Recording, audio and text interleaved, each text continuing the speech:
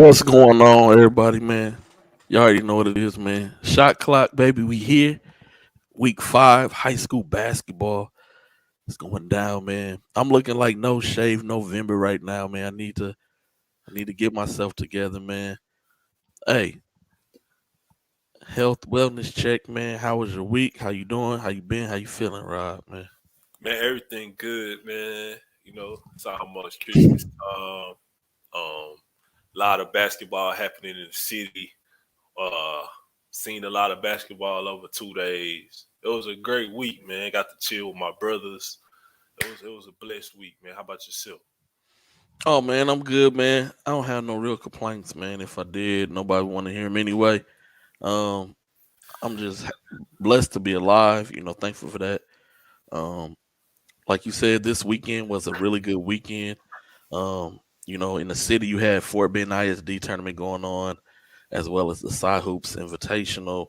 Um, you had teams who traveled. Some went to Pflugerville and played. Um, some teams also went up north into the Dallas area and played as well. So, shout out to everybody who played in the event this weekend, even those who just played regular games this weekend, man. So it was a lot of basketball, man. We seen a lot of good games. Um,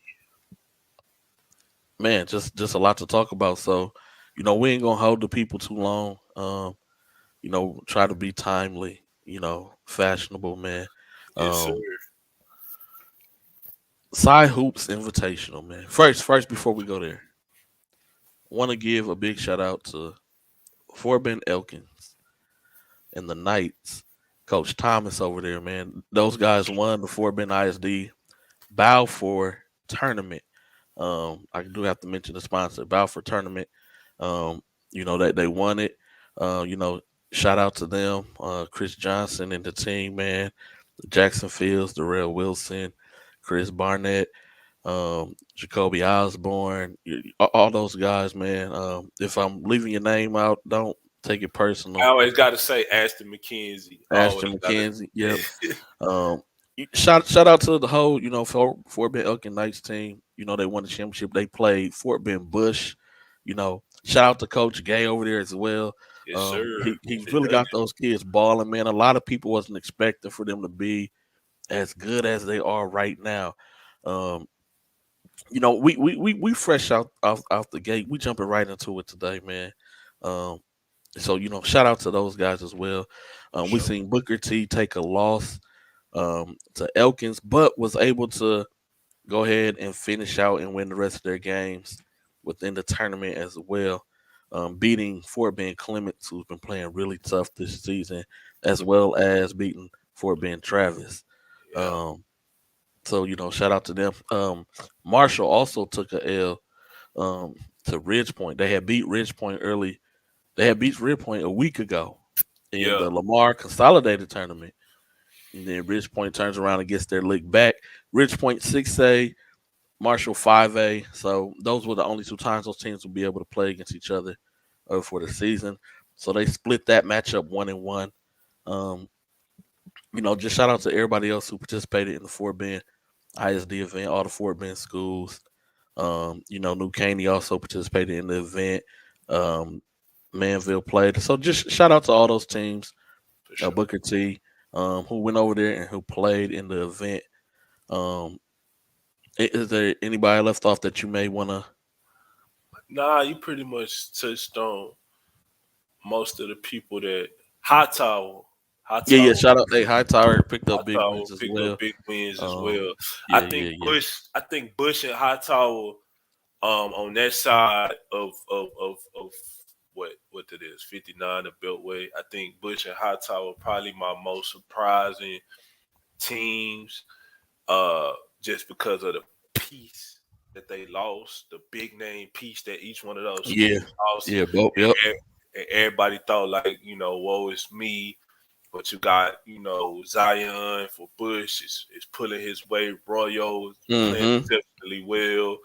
Uh, Corey Chapman playing good. Aaron Yep. Williams playing exceptionally well. You don't know they got guys hooping. Keep going, Rob. Man, you one Nah, of them. nah. So, and I also think that's a testament to Coach. I got to give props to, like you said earlier, Coach Gay and Coach Woods for not having a "woe is me" type of attitude. Oh, I lost this kid, I lost that kid, but kind of rallying the troops and understanding that sometimes the sum of the whole is better than one particular piece. You know what I'm saying? Like if you can rally Mm, everybody around yeah, and maybe that ball get the moving a little bit more, then sometimes you never know what people might. You find some unexpected things that people can do. So I want to give a big shout out to them too. I also want to give a big shout out to Coach Vincent, for Vincent at Booker T for going across the city and playing in that tough tournament. I mean, yeah, they yeah, did take a lick to Elkins, but yeah. Kenny It's Lewis, it's always good to see the HISD teams get out and play in the events, yes, man, the yes it tournaments, is, man. yes it is, Um, yes it is. I know a lot of those schools just play nothing but strictly district games mainly. So when to see them play in other events, man, I always like seeing that as well, Yeah, man. Let them kids get out there and see what all is out there. facts. Um, but go ahead, man. Didn't mean to interrupt. Just want to No, no, no, interject no, real no, quick. no, no. Keep I going. just You on the road, man. Keep rolling, man. um because Coach Vince, Kenny Lewis grew up this week. Chris McDermott grew up this week. Andre Walker grew up, and the rest of those kids grew up. Those type of tournaments help you. When you're going through that playoff run. Like I'm gonna keep on saying this. Is no disrespect to no coaches, but you want to see different styles as the season progresses. You want to see as many different style fighters, if you a boxer, as you can before you get to that championship run, which is the playoffs. Because in district, you pretty much seen the same kids 3-4 years in a row. Not saying that they haven't gotten better, but you want to see a team that plays slow. You want to see a team that play fast. This is just my opinion. So I always, like I said about Clear Lake last week, I always give props to those coaches that go across the city and play teams that they wouldn't normally match up with. Mm.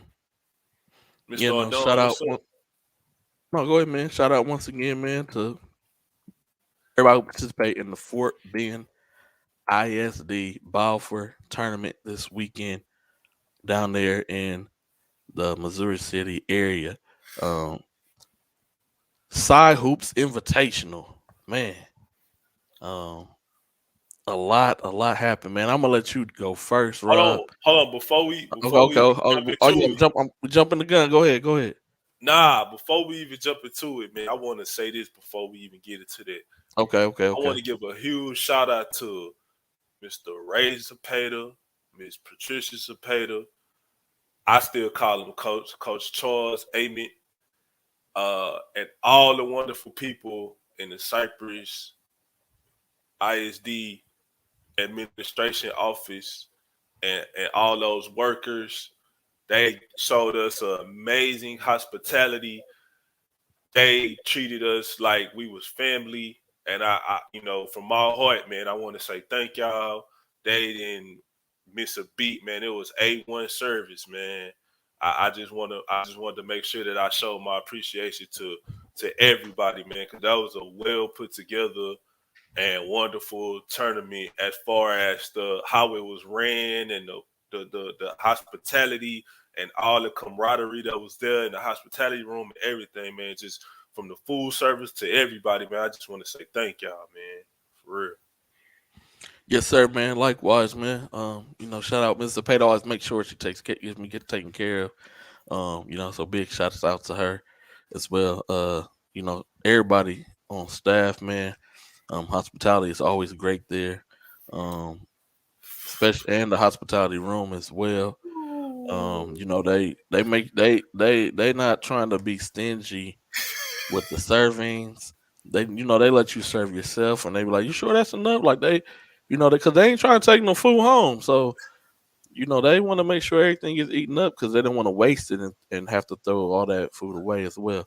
Um, shouts out, like you said, to everybody, Coach Ament, the Yeah, Zapatas, all the coaching. staff that was there, the All college of coaches um, who came, the players that play, shout out to everybody, man. If y'all haven't done so, man, before we move on, also, man, make sure y'all hop on your phones, man, and if you on the Twitter side, make sure you retweet it so somebody else can chime in and watch, man. If you're on the Facebook side, like it, share it in one of your groups, so somebody can hop on and watch. YouTube, same thing, like it, and then share it through text message to somebody, man. We trying to get this thing rolling. Um, but yeah, Side Hoops Invitational, man. A lot of good basketball took place at the Side Hoops Invitational. Um, Hold on before we go there. Chris Johnson was also named the MVP yes, he of the was. Fort Bend ISD. We want to give shouts out to Chris. I'm pushing there just for all the Houston kids. People think I'm crazy right now. Um, but hey, 5 star, man. Get that man his 5 stars, man. Um, we need to push more. Standing behind the man. My voice may not be the loudest voice in the room, but I'm gonna make sure somebody gonna hear me. Um, somebody gonna hear me. So hey, shouts out to Chris Johnson, man. For Being sure, an man. MVP. Side Hoops Invitational, a lot of good hoop. On Thursday night, I was at Cy Park High School. Where you had really good games going on. Summit played Bridgeland, Shadow Creek played Decaney, Harker Heights played Cy Park. Summit was undefeated, 5A school, Mansfield. And Bridgeland gave them a run for the money. Went all the way down to the wire. They only won the game by 3 points. Decaney put up a really big fight in the first half against Shadow Creek and just happened to run out of gas. And Shadow Creek was able to stretch that thing out. And then Harker Heights, who came in undefeated, ranked top 10 in the state, 6A. Cy Park knocked them off, man, gave them their first loss for the season. And this was all on the first night, man. And that was just the Cy Park location, man. You also had Cy Falls location and the Cy Fair High School location as well. And so it was hoop was jumping, man. It was good, to be in the house of hoops, man. Um, then Friday came, Rob, man. I'm gonna let you jump in here real quick, man, because I don't want to keep going on and on, man. Nah, man, I don't want to steal your thunder, but Oh no, I'm you finna good, say, man. You good. I'm man, I'm I'm about to share. I'm about to share the show, man. Go ahead, man.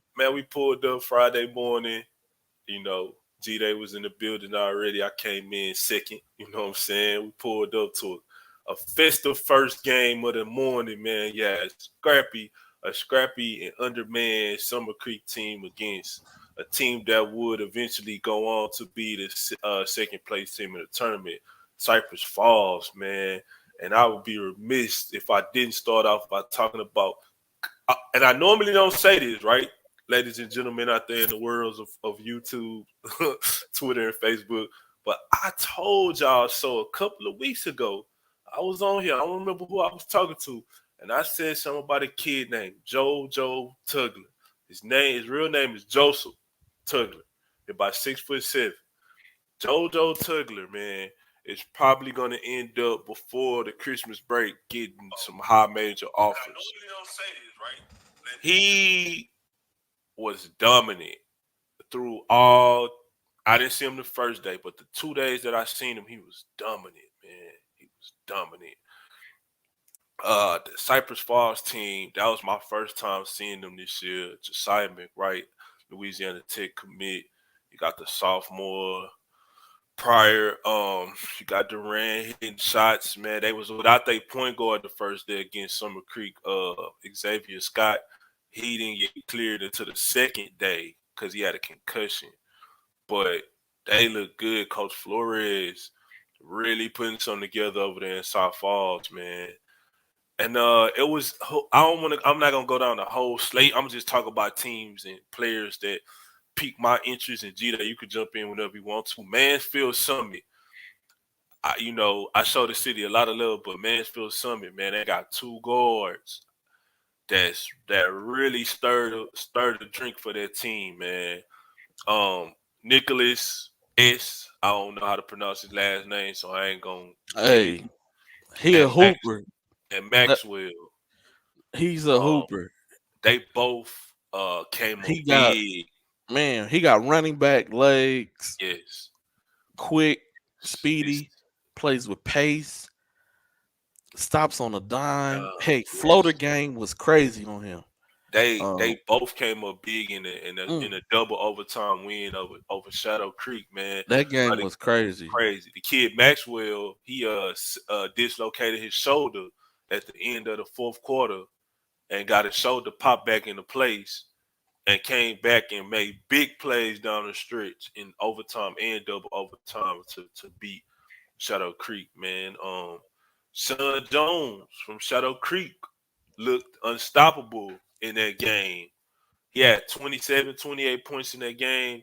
He looked like a prototypical D1 shooting guard in that game, man. He was dunking, shooting the ball, Yeah. handling it. He looked like he in a groove, man. Man, G, there was a lot, man. McKinney, if y'all haven't seen McKinney, they from Region One, from the Dallas area. They got a 5-star junior, Jacoby Walter. He coincidentally won MVP. I think they say he averaged 21 points a game for the whole tournament. Um, Hmm. man, Dickinson. We had a lot of noise about Dickinson. Doug, Doug threw out some tweets about Dickinson that got the city kind of riled up a little bit on And we're Saturday gonna talk. night. Hey, hold on. We're gonna talk about that a little bit later on, man. Okay. See, this Talk show about ain't that. scripted, America. I don't know what G they. We don't talk about this before, so I don't know. But Dickinson, um, they did take a loss. Go ahead, G Day. No. I was doing it because you don't never know what's up the sleeve. That's what I was doing that for. Oh, okay. But yeah, You Dickinson, good? You good, man? Keep rolling. they looking pretty well. I mean, they like I said, they did take a loss on the second day to McKinney in the semifinals, and they ended up beating Mansfield Summit for third place in the tournament. But they looking pretty solid though, man. Pat Williams, Donovan Green, Zion Little, Pointer, of course Seth Jones, Coach Jason, man, looking like he got something going on over there, man. If y'all ain't got nothing to do, right? January the 8th. I know I'm skipping ahead, but I'm saying it, right? Because America said I don't talk that much no more. January the 8th, Clearbrook, Dickinson, first game of district at Dickinson, man. That's a game y'all should go to. That game is going to be electric. America, let me say that again. That game is going to be electric. You might want to get there for the JV game because it might be one of those old school Atascocita Summer Creek type crowds where you might not be able to get in. You show up at for the varsity game because they gonna get that's a heavyweight fight, man. But continue on with the Cypress, man. I know we got to see a lot of teams, man. Brady Smith came over on Saturday and did his thing against Cypress Creek, man. Shot the ball really No, he well. did. Played Yeah. good mid range game. Um, it was a lot of kids, man. It was a great tournament again. It was a lot of kids. And the benefit of playing in events such as these, we're gonna rewind a little bit. McDonald's Invitational. Um, we're gonna skip past the shootout showcases such as, like your Houston tip off, your season openers. But we're gonna talk about tournament basketball right now. So like your McDonald's Invitational, um, to start things off. Then like your Clear Creek ISD, Katy ISD tournament, even at the Lamar Consolidated tournament. Then you had the Fort Bend, ISD tournament. You had Cy Hoops Invitational this past week. I'm just Houston based. You also had the event out there in Beaumont. Barbers Hill had an event as well. There was events all across the state of Texas, tournament events. The beneficial thing about these events that coaches should want to play in is there's college coaches in the building. And so since we talking Cy Hoops, we want to, if you make it to the Barry Center, You will have opportunity, guarantee every year. I promise you, opportunity to play in front of college coaches. So you can say all that stuff you want about the live periods in the summertime with your AUs and your grassroots teams, and there's no excuse. Like we can't hide behind excuses anymore. You have the opportunity to play in front of college coaches. D1s was there. There's a couple D2s there. JUCO coaches was there. Seen an NAIA coach. It was just coaches was in the building recruiting, there to recruit kids, see kids that they've already offered, and even and with that being said, got to see some kids that they didn't even know nothing about. So and we won't give up no names of kids who coaches were asking questions about, but just know there's a lot of kids who got some asterisks by them, some circled their names, some you know to look a little further into this kid. And so, when you come, bring your all. And coaches, play your best players, please. Let's try to win these things, man. Let's not just because you're gonna play against somebody later on, man. Hey, we can't hold back no punches. We gotta play. We gotta come to play. And so shout out to everybody who participated in all events. But this side hoops event, one of my favorites always. um, just because you get to see teams get after it, and they get after it in every event that you go to. But it's just something about playing in the Berry Center, I was and and just I gonna say that. I was and, just and about I to say think that. and I think what it is, Rob. I think it's the fact that you have to go through the Berry Center to get the state. Yeah. And so if I'm a coach, just this just me, my thinking. Um, I want to play in that event so I can use that as motivation for my guys. Look, fellas, this hey, you know, we made it to the Berry Center. I want y'all to kind of feel this atmosphere a little bit, um, because we're gonna be back here for regional semifinals and regional finals. We coming back here, and so that's just me, man. Um, but like you said, great event, man. You touched on a lot of kids who really hooped. Um, man, it's you talked about JoJo Tugler, but also Dalen Porter really showed up. He was huge in the first game for Cy Falls. Young fella. Played solid the whole event. Josiah McWright took home the De'Aaron Fox Award.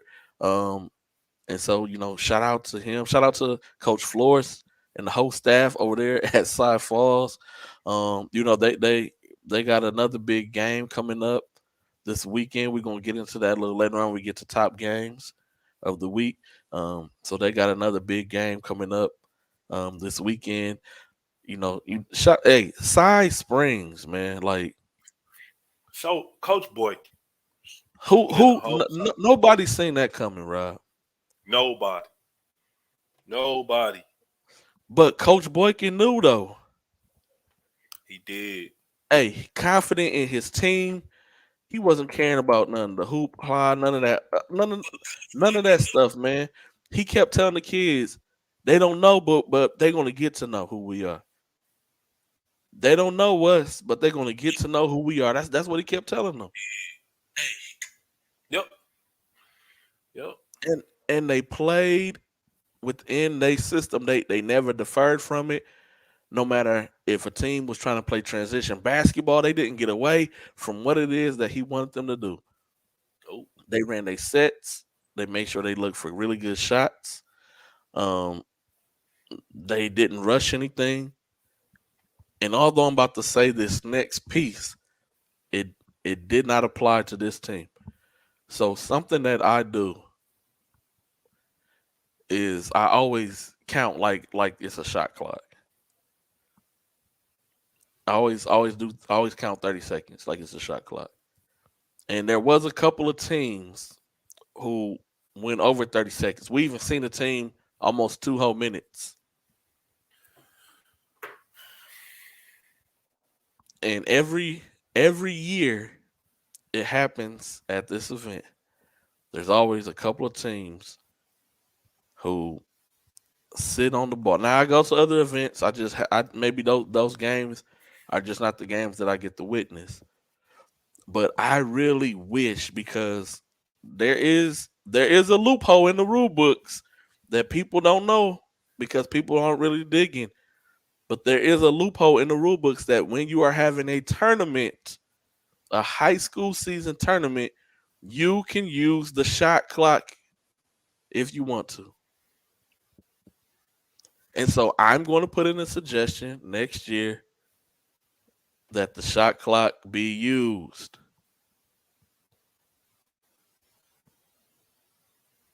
Mm, I think that would change the dynamic of lots of games. mm. It will be a lot of making breaks, a lot of making breaks with that. And so, championship game was off the chain. Cy Falls brought the energy. They brought the energy. Um, McKinney had been blowing everybody out. Um, but Cy Falls wasn't worried about that. They brought the energy and they played well. They fought hard. And so, shots out to them, man. In that championship game. Yeah, man. That was a great game. It was. That was the best low scoring game I've seen in a while, man. But even though it was low scoring, that's why I said competitive. Like, Yeah, the game was still competitive. And I think part of the reason why it was low scoring because both teams were tired. Um, yes, they had just played a little bit earlier that day, and teams is playing hard because everybody wants to be the champion. yes, And so, hey, this is just like tournament basketball. It's we'll see what we made of. The only difference is you're not hands. You don't get to hand select your kids in this environment. You just have who you have, and you just gotta run your sets and make a lot of adjustments, um, in game adjustments. And so, you know, once again, we want to shout out the whole Sci Hoops Invitational staff. Um, Heck thank of you. an event, man. Heck of an event. Every year, it's always a great event, and I appreciate it. For them always opening the doors and allowing us to be who we are. Man, I it's a mean, that's great. that's all you can ask for, man. That's it, man. It was, I ain't gonna compare nobody else to nobody else, but I said this to you earlier. Like, if we was, if every event or people that ran like tournaments and stuff respected us the way that Cyprus do, like it'd be way easier. You know what I'm saying? I'm not saying that it's supposed to be just so easy, but man, like I said again, man, the hospitality, the level of helpfulness and friendliness, and just being there, act like just wanting to help, wanting to be there and open arms and anything we need, they right there. They try to make me take a pan of Cane's chicken strips home last night. I'm like, nah, I don't need that much. A whole pan. But nah, just getting to talk to people and meet new people and make new connections. Even with coaches, man, it was a good atmosphere, man. It was a good atmosphere. It was a good weekend of basketball.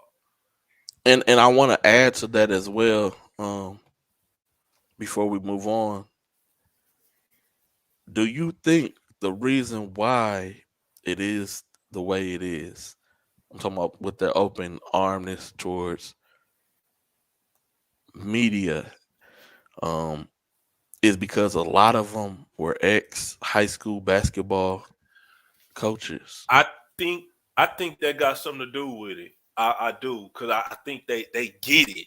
You know what I'm saying? They get it. And these are guys that and they coach some dudes like Yes, yes, yes. This is not no, oh, I was just a coach and I just know these is people that won at a high level, that put kids in school, that scheduled tough games, that didn't just try to, schedule 20 win seasons every year. They went out and challenged themselves, that got a mind and an intellect for the game. But they get it. You know what I'm saying? Like we don't talk about this a lot on the show, but a lot of times, well, I'm gonna speak from my personal experience, right?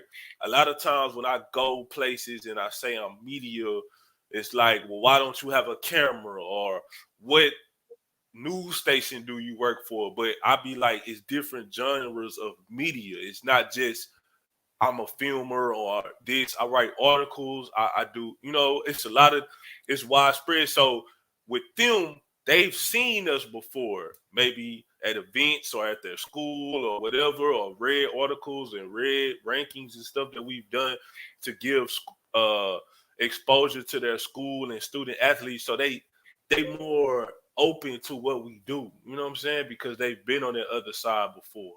So I think that play a part in it. I do. I do. But okay. I just know if it was just me or nah, I okay. definitely felt like that. I'm like, yeah, it's because you used to be a coach. Like you get it. You know the Jeffrey Days. You know with the Doug Jones and the Ray Meeches and the Gary and Jim Hicks and the Anthony Willis's bring Chris Hines and Marcus Sloan. You know what type of exposure that they bring and what they're gonna do while they're there. You know what I'm saying? That the gentleman that used to work for the Chronicle, Angel V. I don't know how to say his last name. I seen him Mm-hmm. there the whole weekend. So you know what type of exposure and content and writing and everything that you're gonna get when you allow those gentlemen in your event. So Yeah, no, that's true. And so, hey, like we said, once again, shout out to the whole staff, Side Hoops Invitational, man. Um, we truly do appreciate everything that you guys did. Shout out to every single team that participated in the event, all 22 of you, of the teams who played. Shout out to you guys as well. Um, but during this event, you touched on it. You jumped ahead a little bit, Rob. It's cool though. It's good. It's good. It's good. But during this event, my brother Doug Jones, the legend himself, right,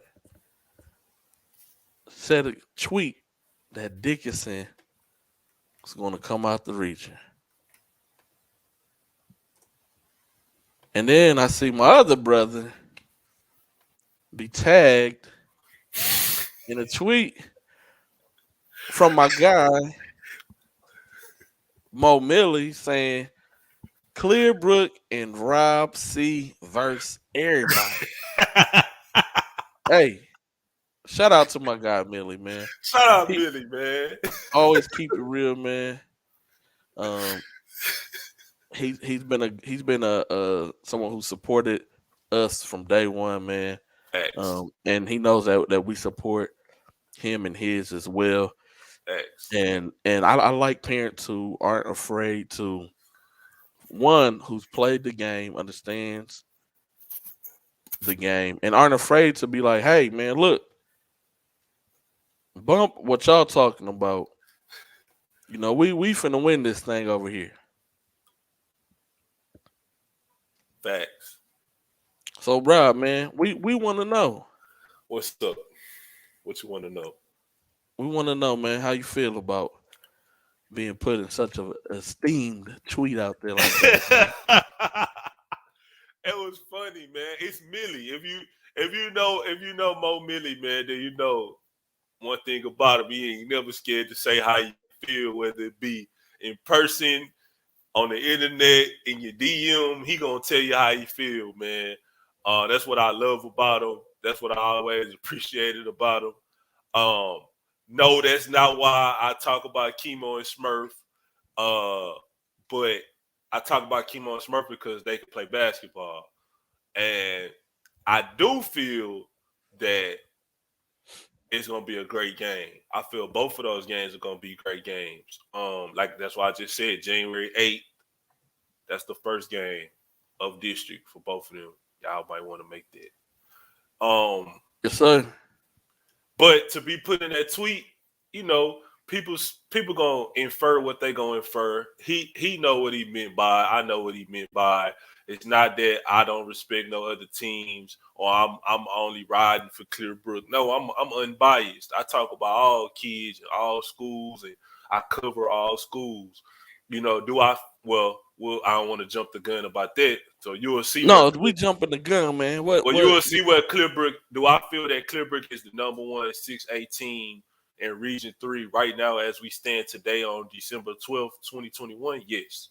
They have Atascocita on their win list. They have Elkins on their win list. They have no losses to any teams in the greater city of Houston, and they've only taken 2 L's, to Dallas Metroplex teams, be it Richardson by 4, and I think they lost to Coppell by 5 or 6, and they was missing players, but that's neither here nor there. They lost, but until somebody beat them in the city, you know, then you got to say they done beat the big dogs. Ain't too many teams got a Tennessee and Elkins on their list, man. So and it's my now it's my job to play Rob, right? To be the devil's advocate in the situation. Dickinson, likewise, has not lost to a team from Houston yet, and they have also beat Elkins. So this is brewing to be a really good matchup. And just in case if you missed the first one, it's going to be a part two. yeah, It's yeah, going to be a part two it's hold on, it, man, because they're in the same district. And best yes, believe they're going to go at each other's heads. yes, it ain't The gonna one be no. thing, hey, Go the ahead. one thing that I like about Seth Jones, Chemo, and Smurf is that no matter how cool we are, when we on this court, it's me and my guys versus you and your guys. And Yes, then sir. and once the game is all said and done, after we go through the handshake lines and we get dressed, then I may hit you up and be like, yeah, I bust Joe out there tonight, man. Because that's how basketball's supposed to be. That's how it should be. I see kids at times, somebody on their team may foul a person on the other team hard, and that may be their boy, and they go help him up. No, man, right now that's your enemy. I don't care how cool we are. I'm not helping you up. My teammate, good foul. That nigga weak. You know what I'm saying? Like that's what we supposed to be on. Now no, oh man, hey, come on, man. He one of the better players. No, man, hey, I'm the better player. Like Hey man, I used to be smacking people. Like you try to pick somebody up, I smack your hand where's the away. competitive edge at, man? Like it's another kid. Corey Hadnot's the same way. Like, look, man, right now there is no respect to person. We are on the basketball court. I'm here to hoop and I'm here to bust. Yo, that's what I'm here to do. Guess what? After it, we can hit each other up on the gram, on Twitter, whatever it is. Go to Whataburger together. The game's over and done. Like, but just know when we step on that hardwood, um, I run things around here. Like Trying to kill you. that's what basketball's supposed to be. Supposed to be. That's how it should be. But we're not seeing it played in that manner Nope. right now. And I wanted to get back to that. I wanted to get back to the essence, the competitiveness, the not you could be cocky and be like I'm the best player on the floor right now. And that doesn't make you out to be a bad person. But what we've done is because and I know we talked about this before. We're in a everybody's a champion society. Everybody's a winner. We're all winners. No, we're not. When you get a job, everybody on the job is not equal. No. There's some people higher up than you. Well, guess what? You may be better qualified for the job they're doing than they are. But right now, they higher than you are. They're higher than you on the totem pole. And so you gotta grind, grind, grind so that you can climb up the totem pole and then maybe one day become their boss. Yep. Same rules apply on the basketball court. Somebody may be ranked higher than you. Somebody may be getting more offers than you right now. You may have to go the JUCO route and you may have to grind, grind, and grind. And then one day you'll be in a position higher than they are in. We got to stop focusing on the right now and everybody's a winner and everybody's a champion. No, it's okay to be that cocky dude and be like, I'm the best out here. And we shouldn't and even referees shouldn't penalize a kid for having that type of mentality on the court. When you were their age, you was the same exact way. Yep. And we see it a lot. Referees, I love y'all, man. I got referee friends, Aaron, Oh yeah, Tate, I'm cool with the refs, man. cool with the refs. Y'all need to stop having these. Some of y'all refs need to stop having vendettas with these kids because they expressive, man. We see it. We sitting close. We see it. It's showing, right? We know it. Stop it, man. You're stifling these kids, man. Let these kids play basketball, man. We not robots. I used to tell some of y'all that in rec league, like, man, I'm not a robot. I'm gonna be expressive, man. I want to touch on what you said at the beginning, though, man. Go I ahead. was, and I don't talk about myself a lot, right? I was never the most skilled player, right? I never jumped the highest. I never ran the fastest, but I was always in the mix of like he might be one of the best over here because I always gave my all. I said this before on multiple different episodes, and I tell kids this. I didn't give a crap if we ain't have no name on the jersey, if you ain't have no whoever that kid was with no name and no number on the back of his jersey, he was hooping. He was running people down. He was blocking shots. He was taking charges. He was doing it out. I took a flagrant foul on my own brother. My brother tried to dunk on me. I elbowed him in the chest, knocked him down, gave him a concussion. I didn't mean to give him a concussion. My mama was mad at me for 3 weeks. But guess what he said, though? Man, I respect it. I knew you weren't gonna let me dunk on you. No, and we going to the same house. You not y'all kids be. It's too much fraternizing and being friendly and man, you at the tournament, man. If team sitting over here and your team over there, you shouldn't be over here in the stands talking to your partner. That ain't your partner. Y'all about to go to war, man. We finna go to war. And we was having a discussion yesterday about Dallas and Houston. And you could take everything away. I feel like they're tougher because they don't care about each other when the ball gets thrown up. They don't care. They're gonna D you up. I might have played on AAU with you. We might have been in the fire with each other for 3 months. But when that come down to it and I play you in high school, I'm trying to kill you. I'm trying to give Jeff 40 right now. If I play D King, I'm trying to give him 35. So when we go have a conversation next time, I'll be like, yeah, I butched up for 30. I had 35 against you. You know what I'm saying? Ain't no, man, I ain't gonna go at you too hard. You don't go at me too hard. I ain't go. That's why I like Antoine Norman. That's why I like a Chemo. That's why I like a Smurf. You know what I'm saying? That's why I like these type of kids. Chemo don't care. He cool. And I can say this. He cool with Jalen Goodman and Jalen Johnson. When they match up, he right there on them, 94 feet. That's why I like a Austin, Benin. You know what I'm saying? That's what endures these kids to me. Like, dang, this little dude gonna play 94 feet. He ain't trying to take your heart. He ain't trying to give you nothing. And then after the game, Kimo be talking to people. Man, what's up? You want to go eat? Whatever. On the phone, laughing, talking. Man, that's my dog. But when we step right here, I'm trying to kill you. That's what we need to get back to, man. Not, I worked on my ball handling. I went and took my 500 shots. You know, I did my drills against the chair. But then you get in the game and you don't know how to play. Like the essence of the game is not in it. It's all the stuff you're doing is manufactured, man. Like that be irritating me. It is. Whoever Miss McLemore is, it is. That's Corey's mom. Oh, okay. So how you doing, Miss McLemore? Shout out to Miss. It is. That's what it is. And that was the turn of it was. I think my generation, because I'm 35. I think my generation, like 95, 96s, is when it started turning, and I started seeing like when we go to the game, like everybody in winter. No, they ain't. Man, we lost. Like I wouldn't accept second place medals.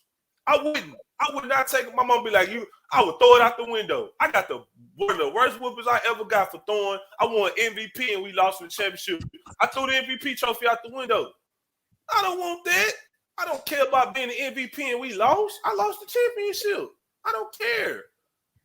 I don't care about making our tournament team and we was on the loser. You know what I'm saying? We was on the consolation side. Not disrespecting nobody who goes. So let me say this too. The views that I am expressing are not associated with Jeffrey Day. Let me say that. These are Robert Carroll's Rob Seeing at Gym views. So please do not call Jeffrey Day tomorrow and say, why did you let Robert go off on? No, he does not control what I say. He does not tell me what to say. We have our own minds and our own opinion. I personally don't want no MVP trophy if I didn't win the championship. That's just me. That's what I teach my kids. This is not everybody didn't win, baby. You finished second. That means you was the first loser. You know what I'm saying? Nobody remembers second. Who finished second in 2007 in state? Somebody put it in the chat right now. I bet you don't know. Who finished second in 5A in 2007 in state? It don't matter because they finished second. And I'm going to say this again. I'm sorry, G-Day. No. Go ahead, man. Parents, please stop having conversations with your kids in the car after the game, and we be hearing some outlandish stuff. It's not you, it's everybody else. Shoot it. Don't worry about it. Don't pass it. Just shoot it, baby. Shoot it, JoJo. Shoot it. You know what I'm saying? Yo-yo. Just shoot it. You know what I'm saying? No, don't just shoot it. How about you play within the team concept of the game and you do what the coach asking you to do? Parents, I'm going to tell y'all this again because maybe y'all didn't hear the last 5 or 6 times when I said it on the Houston Hoop Scoop and other platforms. Stop yelling out things to your child because you didn't do it when you were a kid. It's over with for you. Stop living your dream through your baby, please, because you're hurting them as a person, not just a basketball player, as a person. Because what you're doing is you're building a entitled child that thinks the world owes them something. And the world don't owe you nothing. The world is the worst place to be with an entitled mind from parents. Because one day, parents, you will leave this earth. And that child will be lost. Because you have groomed them to be entitled thinking that they deserve stuff that they didn't earn. That's number one. Number two, as a basketball player, you hurt that recruitment because coaches are hearing you. G-Day on my line. Coaches are hearing you. They're like, man, I ain't messing with them. Who parent was that over there with that was such and such parent. Oh, yeah, scratch him off the list. You know what I'm saying? Stop yelling out. I hear people yelling out, don't listen to what the coach say. When you get the ball, you just shoot it. He 30 feet away from the basket. Let me. I'm gonna be quiet, G. You go ahead. I want to get. No, you good, man. Keep going, man. Man. This. We. I don't know, man. I don't know. It upsets me, man, because I see these kids and these kids got potential and a lot of promise, man. And they parents in the car, you in the car driving. Man, I hate that coach.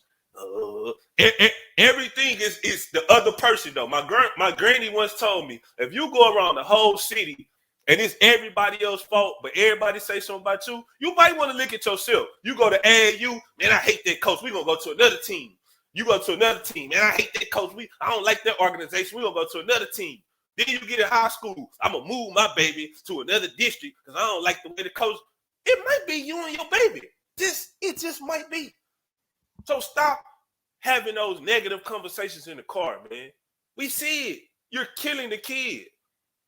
A kid a couple of years ago, as a sophomore, the kid was killing. Kid went to summertime. He was playing okay. Came back in junior year. His daddy was there. His daddy killing him every game. Man, I told the kid, I said, man, you're not even having fun no more. I said, man, have fun. Basketball is fun, man. Enjoy it. You don't get these 4 years back no more. That's what I want. I want to see the kids succeed in life outside of basketball. The ball gonna stop bouncing one day. What's your 40-year plan, though? What's your 25-year plan? So that's my 2 cents, America. I ain't went off like that in a while, so y'all excuse me. I love all y'all, man. Once again, the words that I just expressed was not reflective on Jeffrey Day or BSA Scouting. That was Rob C in the Gym, at Rob C in the Gym on Twitter and Instagram, by the way. And parents and everybody out there, if y'all want to ask me a question, y'all can always be sure to DM me or message me or email me. It's open, man. I respond back to everybody, man. Hey, man, I don't like taking place, Mr. Dudes. Thank you, Miss McLemore. And I'm not just saying this because you won't hear, but I can tell by the way that Corey acts how he's being raised. I can tell by the way he acts and the way he carries himself how he's being raised. You could tell a lot about a kid by the way they act. You know, so shout out to y'all, man. I love y'all as a family, man. I don't really even know y'all like that, but just the way y'all carry yourself and y'all demeanor and how y'all cheer for all the kids, man. I love it, man. Y'all always got y'all whole family that the support system is there, man. I love it, man. I'm always gonna give parents like that they flowers when I see it, man. I just my mama wouldn't want nothing different, you know. So she said virtual hug. Jamil. Jamil. Hey man, Mill, you had a Mill, you had a play that may have made the top 10. I don't know. We're gonna see, Jamil. We're gonna see. You might have made the cut. It may have made it. It was nominated. It may have made it by the voting panel, man. But yeah, no, everything you said, Rob, I agree with you. I do. And sometimes, and I will say this though, sometimes moving can be a good thing as well for 2 reasons. Reason number 1, you thought the coach that you had was bad and you move, find out that coach is worse than the coach you had. So the good thing of that is you get to see as a parent, and you still may blame it on the coach, but you get to see that maybe the situation wasn't as bad as what I thought it was. Second reason moving can be good is because if you choose the right school with the right pieces and the right coach, can be very, very beneficial. So just like we do for AAU, hey, you have to do your homework. You got to do your homework. You got to research. You have to find out who is where, who's coming back, etc. Every time you get on the screen, man, chewing. Always eating, bro. Always. It's dinner time for me, bro. That's why. What's going on, Coach Ant, man? Not much. Wifey just got home, so if you hear her asking for one of the tamales, just know she got home. Hey, Ant, he's still out here trying to sell tamales, man. 12 I'm just saying, bro. What's it, 12 for 10? Just saying, man. Hey. What is it, 12 for 10? 12 for 12. Oh, 12 for 12. A dollar tamale, man. Yep. What's been going on, Coach? And how was your week, man? I was good, man. Very busy though. Very busy.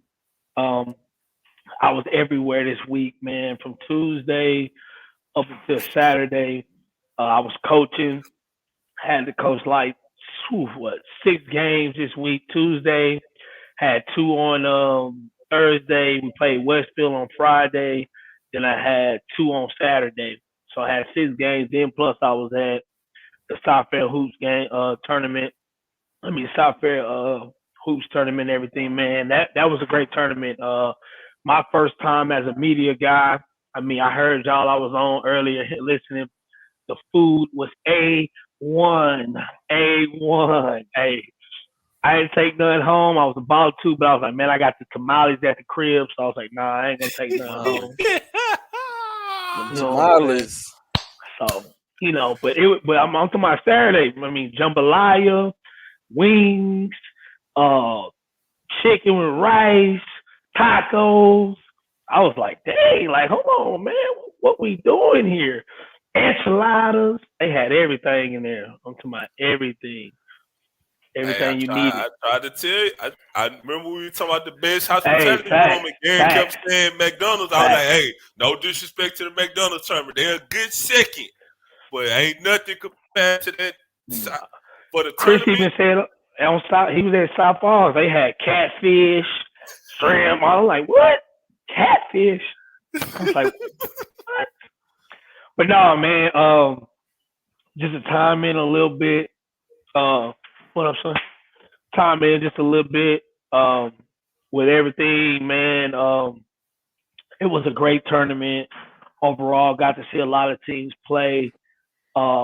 Big shout out to Dickerson. I love Chemo and them, but I got to be the devil advocate. I'm rocking with Dickerson. I said earlier, I'm rocking with Steph Jones all year.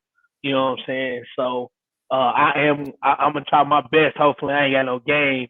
I'm gonna try my best to be there at that game, if not the first or second one for sure, man. But I still see Clearbrook right now. I still voted them number one overall, man. Them guys are cooking. The one thing I like about Chemo and Smurf, man, they are 90s basketball players where they will talk trash to you and back it up and not run from it.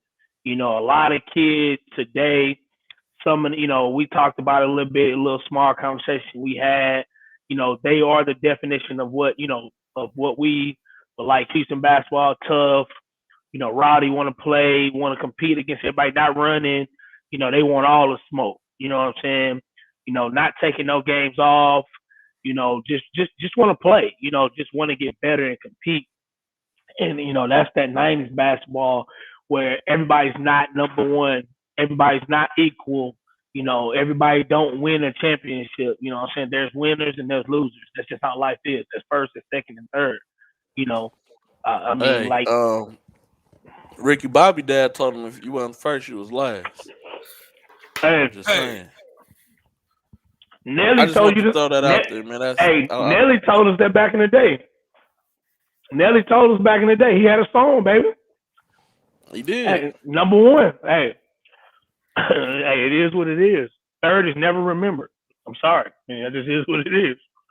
So, I also want to add, man. Shout out to I didn't go. I stayed. I was covering Stripers tournament, but I heard that the Stars and Stripes event, Teddy Wheeler was pretty fire myself. So I don't want to leave them out. It was a lot of matchups out there. Concordia played. I didn't get a chance to be there because I was coaching my JV team.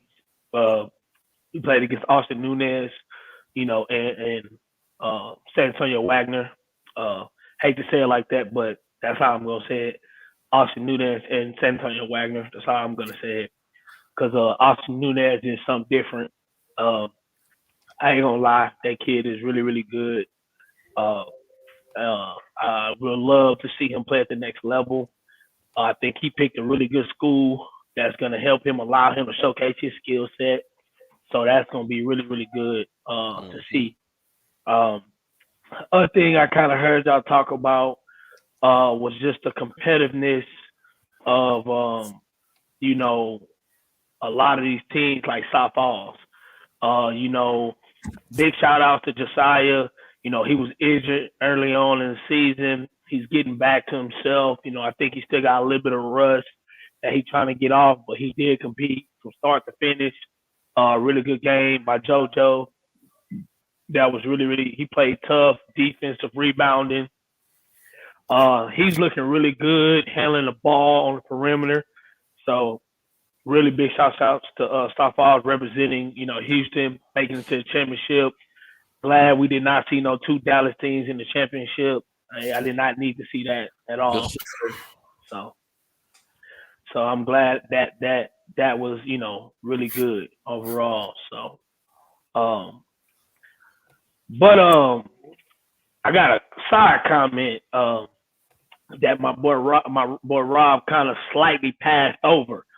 And I want to highlight it because, I take shots and I'm gonna take them and when they shoot back, I'm okay with it. But he talked about teams fixing a schedule to get 20 wins and ducking and dodging the smoke. Last time I checked, these kids ain't getting paid. These kids are young, so I don't really like what the NBA do when they put guys on the bench and they don't play them a lot, or they trying to rest them. But this is high school, man. We got to compete, and we got to realize that, man. I understand. I'm a coach, and I understand that we all breathe and talk about district. District is what's important. We get it because that's what determines you going to the playoffs. That's what you're really, really, really graded off of when it comes to your job for your school. Is your district, because if you win your district every year, hey, you're gonna keep a job every year if you do well. So don't get it twisted. I'm gonna keep it 100. It's just like when a lot of parents may say a lot of high school coaches don't do a lot of development.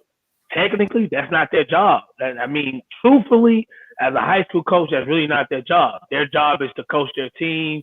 A lot of coaches have systems and different things like that helps them win, and you got to go prepare yourself. Just like in college. College is not really about development. You're either ready, and there's some high school coaches that are like that, and that's just how it goes. But the thing I am going to say is this.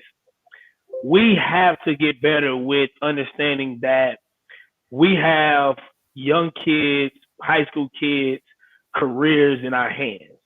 And a lot of times they are graded off of their what their matchups they get throughout AAU and throughout the season. So we have to also think bigger than just ourselves as coaches, because if we got college coaches in the gym and they're coming to watch it, the kid, and you don't play them, or you don't play them as much because of this, and that, like, you're hurting the kid. And at the end of the day, that's what we all supposed to be here about. It's supposed to be about the kids. And shout out to a lot of these coaches who put their teams in a lot of these big terms for matchups and play against guys, because you see every year them guys have a lot of kids who go to colleges. You see those guys always competing, playing against top guys. And that's what it's about, because at the end of the day, I believe it's all about the kids. If we can get as many kids the opportunity to get to the next level and to really, get college for free, that's important, because some of these kids can't afford school. So some of this is all they have, and that's, to me, is the bigger picture, is about the kids. So we got to get better with that and be about competing, because at the end of the day, man, wins or losses, hey, man, you live to fight another day. And that's just, the truth.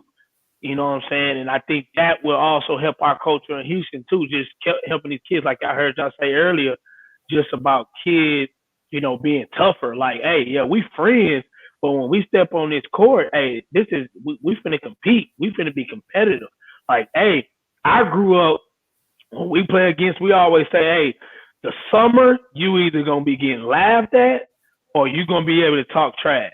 So when you play each other in district and the district over, and like back in A-Leaf, where it was A-Leaf, Taylor, Elstick, and Hastings, and we all, it was different for us because we lived in the same apartment. So we would, have games on Friday and then see each other the next day, Saturday morning, outside at the park. Like, hey, we just blew y'all out yesterday. And that's how it went. You know what I'm saying? A lot of these districts are spread it out, but for us, we lived in the same apartment. There was no zone. So you could beat your homeboy butt the night before and wake up the next morning and see him at the same bus stop. Because buses come, Hastings, Elsik, and Taylor all come to the same bus stop in the same apartment, and you'll be clowning them like, hey, we gave y'all 30 yesterday. And that's just how it went. And that was good because at the point, I'm going to say this is this. Like G-Day said, when you get the job, you're competing. All right. You know, if you're trying to get a raise, you're trying to make more money, being competitive is part of life, man. That just is what it is. So we as, men, we got to get better with that, man. And I just think that'll help the kids a lot. And we'll stop having kids who feel entitled to. If we get them to understand how to compete,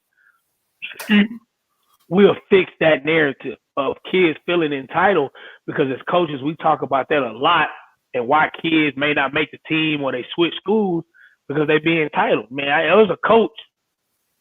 I ain't gonna bring it up, but we was talking about a kid from Houston, how he, transferred to 3-4 different colleges.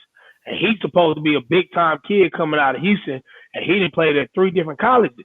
And truthfully, he went for one season and the next season, and then when he left that school, I don't understand. He was getting most shots. He was scoring, leading and scoring, everything. But again, man, we got to do better with entitlement, man. I just think that's very important.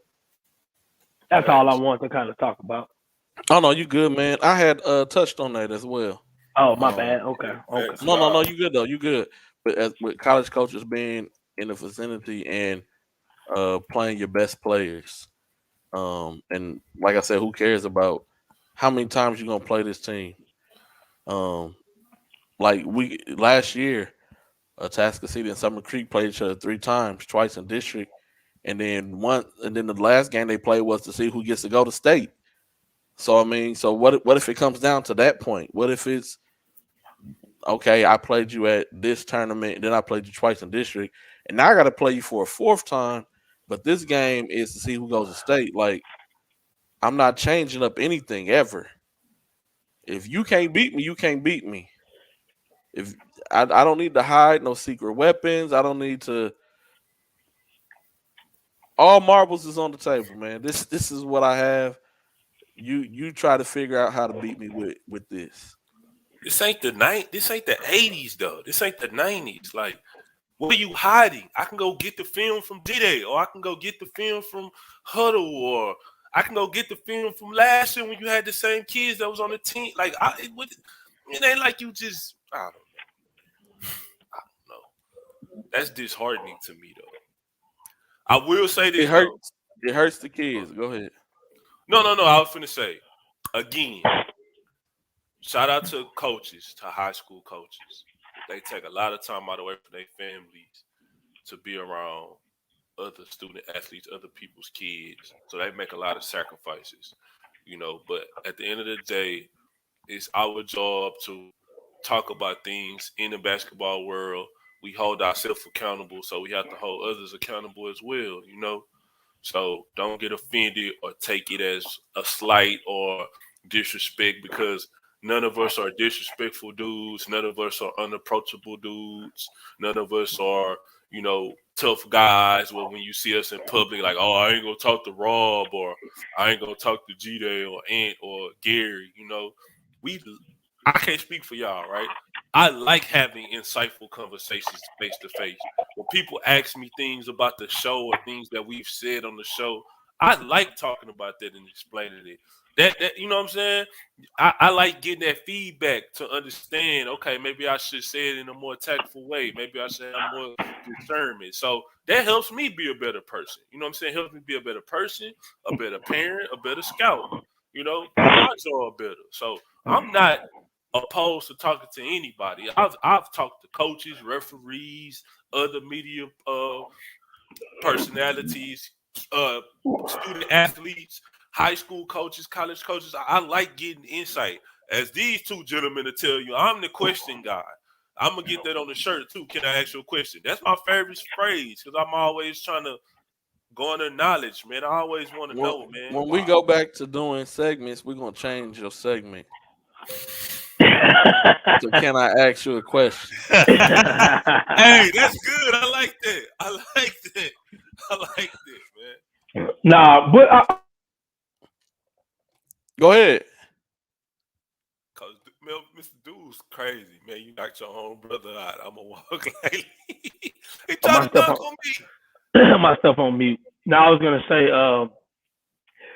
Rob, I agree, man. I think we got to get better with being able to talk about stuff and not take it personal because, like you said, ain't nobody. I don't know anybody personally. I don't know all these coaches personally, so I don't know anything about their life. We're strictly talking about basketball situations. That's it. Point blank clear. I don't know nothing about the next man's personal life or anything or nothing like that. So, and it's none of my business. I'm just talking strictly. We were talking about strictly basketball, and that's what it really comes down to. And I think truthfully, we just trying to because the truthful thing is parents come and ask us questions, and we like, well, how am I supposed to give you the answer? I don't know. So I'm gonna talk about it. So at that point, maybe somebody will give me an answer. I don't know. So that's really sometimes I feel like we are the voice of the people. And I think that's one of the biggest things we'll thrive on in our show is to try to be the voice of the people, meaning giving knowledge, breaking stuff down for them, letting them understand the other side so that we can help the parents in the community understand how some stuff go. And me as a coach, there's a lot of stuff that parents ask me and I tell them, I'm like, hey, that's just how it go. Like that's what it is. You can't really change it. You just gotta figure it out. You know what I'm saying? So Facts.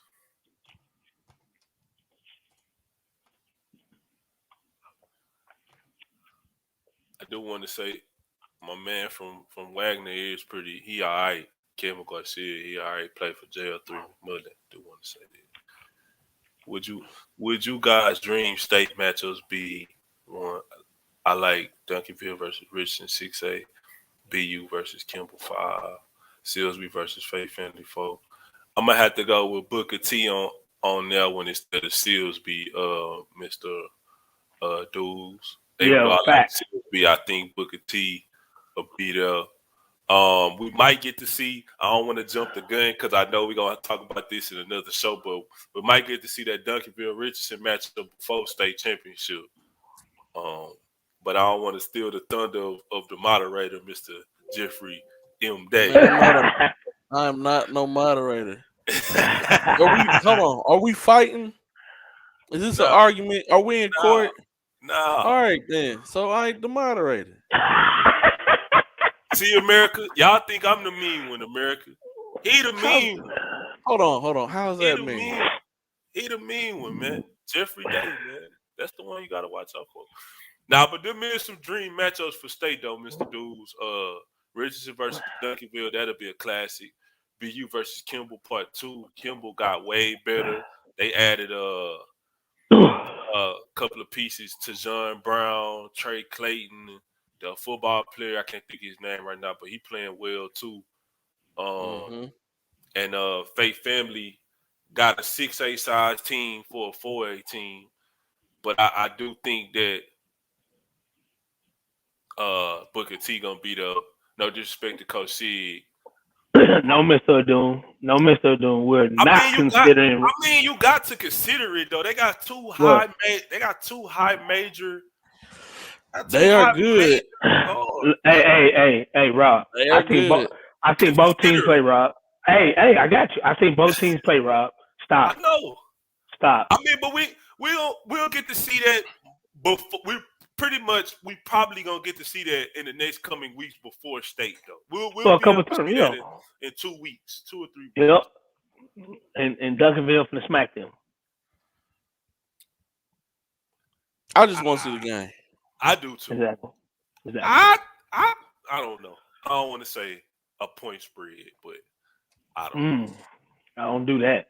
Don't do that. So Cause before we move on within the show, I have to ask y'all this. Okay. Do you think that some games can be fluke games in high school? what do you No, mean by that? Oh, you meaning my bad. meaning that since I lost this game to a lesser of a team, um, it really don't matter. Like that was a fluke game. Like we didn't really come to play. Like do you agree with that, or do you just agree with you lost? You got your head beat in. It wasn't no fluke game. Nobody nobody set it up for you to lose.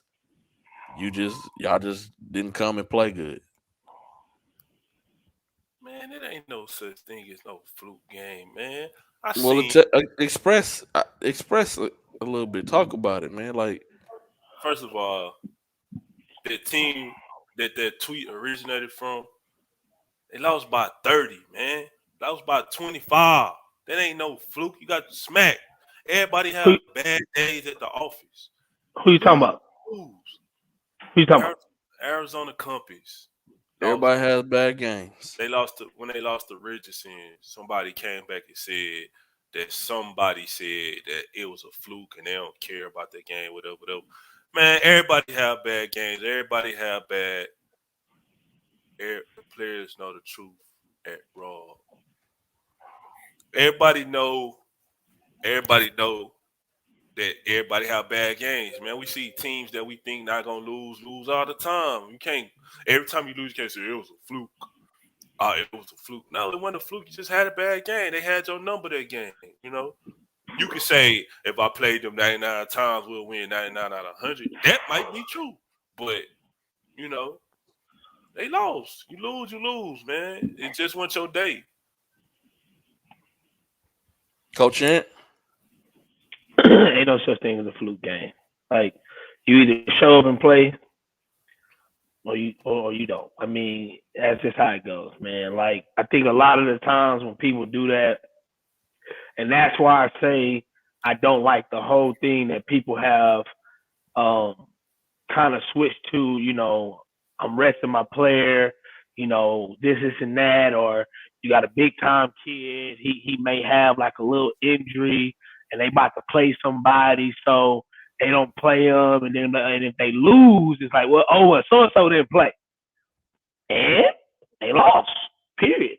And that's the biggest thing why I hate that, because I believe on the highest level, there's a big difference, because you dealing with money, you dealing with business, you dealing it's just different. but hold on. But this level, I'm glad you brought that up. you know, I'm glad you brought that up. Who says that they're not dealing with money?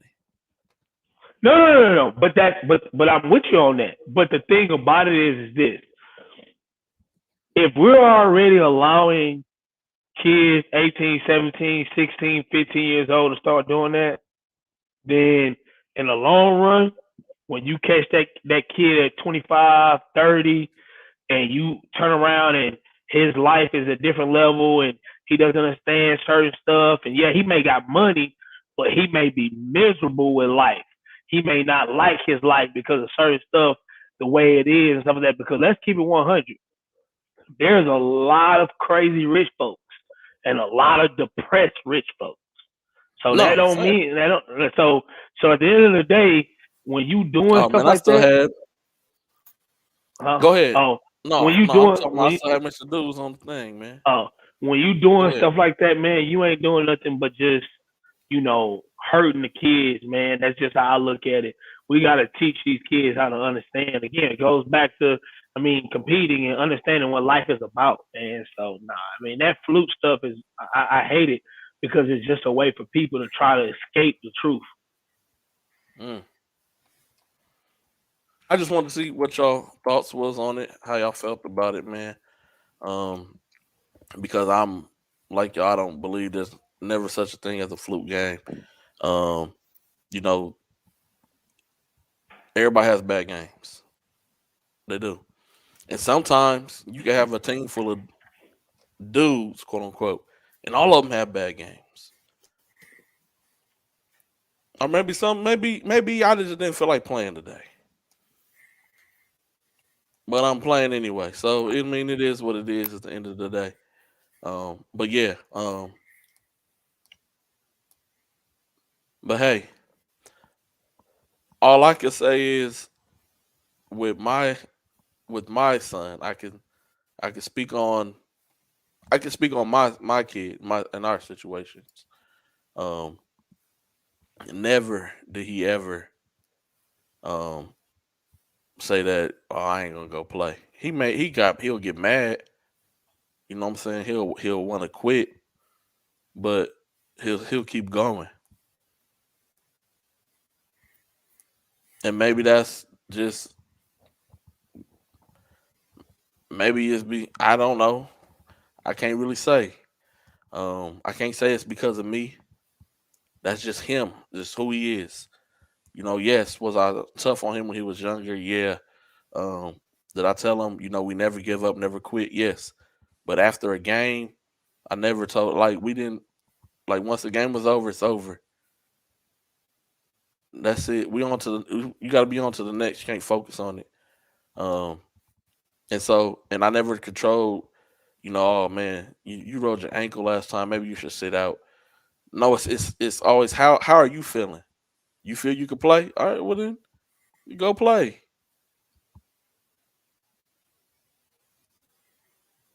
I remember my son was sick one time. He had a flu. He had the flu game.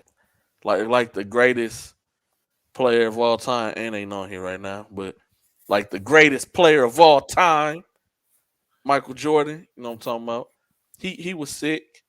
Hold on, he back. Hold on, I gotta say it since he came back. One I time, heard you. I heard you. I yeah, heard yeah, you. yeah. One I time my heard you. son was sick. And that was the best game he played. He had a flu. He had the greatest player of all time type game. Michael Jordan, man, just had to say it one time when Ant was on the screen. Yeah. Pippen has something else to say about that, but we gonna leave it alone. Hey, we're gonna leave it at what we seen with our eyes. Oh and man, let me and my stop. wife was trying to make him like she was like, "Hey, we leaving, like we going." He puking in the trash can, and he's just like, "No, like I'm finna hoop." Like, and I honestly, I kind of wish he was sick a lot of times. Hey, it was the best game he ever played, man. Well, now it's funny because um, Evan actually got the MVP at the top 100 elite camp, and he didn't even want to go. I made him wake up in the morning and go, and he was sick, and he had one of his best camps being sick. So it is about the situation, man. It just depends on who the kid is, man. Yep, mental toughness, mental toughness. Um, man, I you can't stress that enough.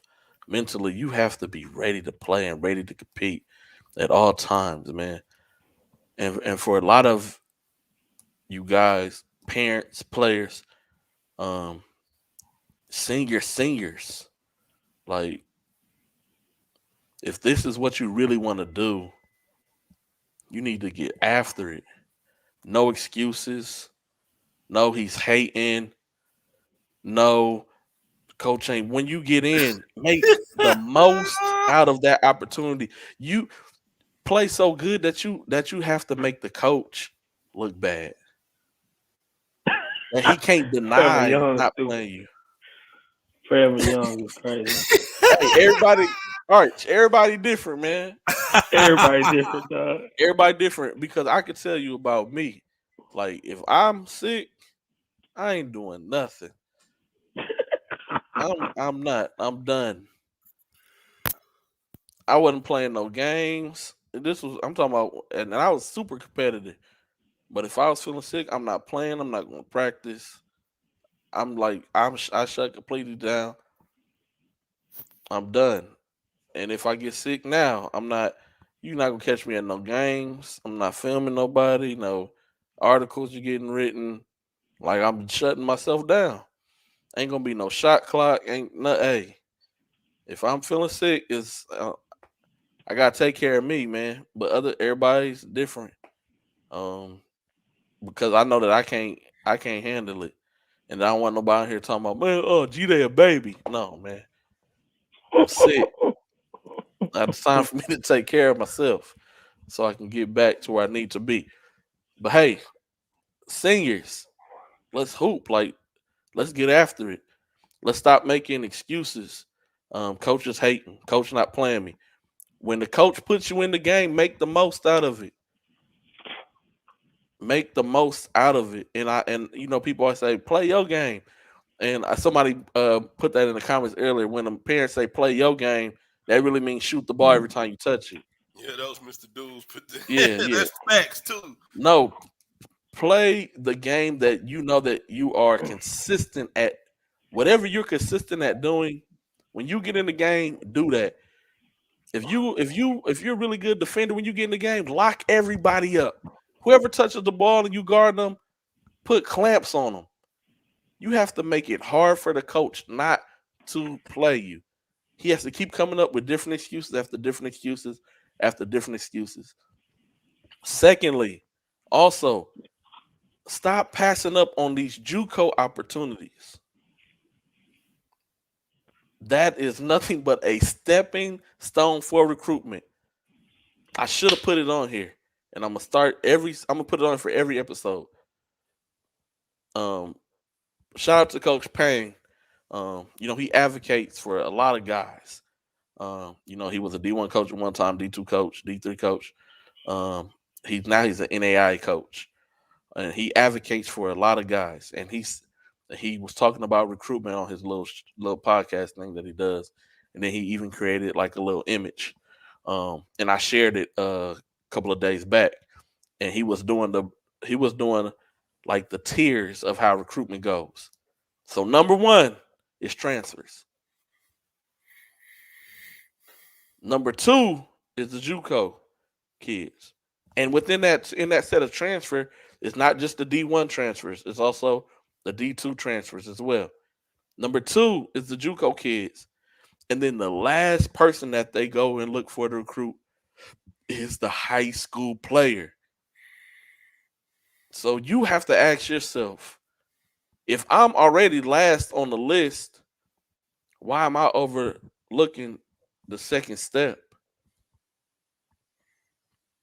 Everybody can't skip steps. Remember when you was a kid?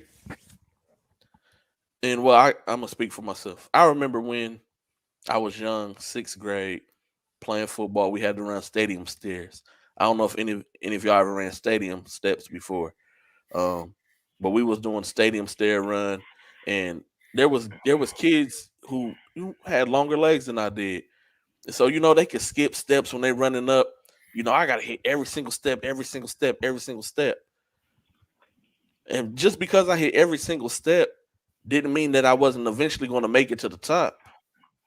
It just means that in order for me to be successful within the stadium run, I had to hit every single step. And for some of you, in order for you to be successful in whatever it is that you want to do, you want to go to college and play ball. JUCO, maybe that's the step. Take the step. Don't try to skip the step. Because a lot of guys, they be skipping steps, then they slip and fall. I'm gonna be honest with you, Jide, and this is something that I got to be real about. And I've always told kids this, and Mr. Dudes, dog, Mr. Dudes, can we? Hey, I reneged 3 times. They called me. He out of line. I'm gonna ask that question at the bottom, Jide, after I get done. Go ahead. The biggest thing, man, for me is that I can't guard the more pressure in church. All they want to do. I'm done. I can't. These two dudes be killing me, dog. Hey, but this is how I look at it, man, and especially with the way the recruiting game is now. Like you broke it down, and it really makes a lot of sense. I'm gonna give a key to a real quick gem. If you're a kid who right now feels that you are a Division I ball player and you have JUCOs, but you have no Division I schools recruiting you, okay? Why wouldn't you go to that JUCO, prove yourself? Because Jide, like you just said, in a year or two, they're more valuable than what they are now as being recruited. Like they're more valuable, especially if they go and put numbers in. So I'm gonna give an example. Jalen Watsinger, he's at Panola right now, and he's killing at Panola. He's getting a lot of Division One who didn't even really talk to him when he was a senior that are talking to him now. And and that was smart of him because he knew he needs to develop his game. And truthfully, there's a lot of kids doing it right now. I can't think of his name, but his Twitter is called Splash Town. He went to Angelina, then he went to Oh, you talking another about JUCO. my cousin Christian He went, Eugene. yeah, he's from Spring, Yeah, and he's playing on TV now. yeah, You know what I'm saying? You know, a lot of people don't really know about those kids. And that's just two kids, you know what I'm saying, that have done it. Another thing, no disrespect to nobody's kid. My son is finna be 21 years old. He did 2 years of at a D1 due to the pandemic. He's at a JUCO now playing. He's gonna be recruited at a D1 next year. So as a freshman, as a senior, you're going against those guys where he's 3 years experience. So when you look at a college coach and they're looking to try to win right away, he's more valuable than a high school player. And that's just how it goes because he has more experience. So that's what kids need to understand, man. It's sometimes, like you said, G-Day, it's about taking each step, getting that experience, developing, getting to know the game because it's a business. At the end of the day, these college coaches' jobs are on the line. Some of these high school kids are not ready, period. And then the other thing is, I think the other thing that kind of stops some of these kids is this. Parents, I understand that, you put a lot of emphasis in these kids' academics. And I believe that that's the way to go. But just to be real, the first 2 years at UT are no different than the first 2 years at Blinn Junior College. You're still going to take all your prereq classes, English, U.S. history, government. So when they get done with those 2 years, they can still go to a Division One school after that. Again, if they're good enough, or a D2, and still get their 4-year degree. But what happens is now you ain't got to come out of your pocket to pay for school because they got a scholarship at a Division One JUCO if they go to the right one, instead of going somewhere and may only get a partial or have to come out your money, come out your pocket for a D2 or something like that. It's everything, like you said, is different for everyone. The steps are different for everyone.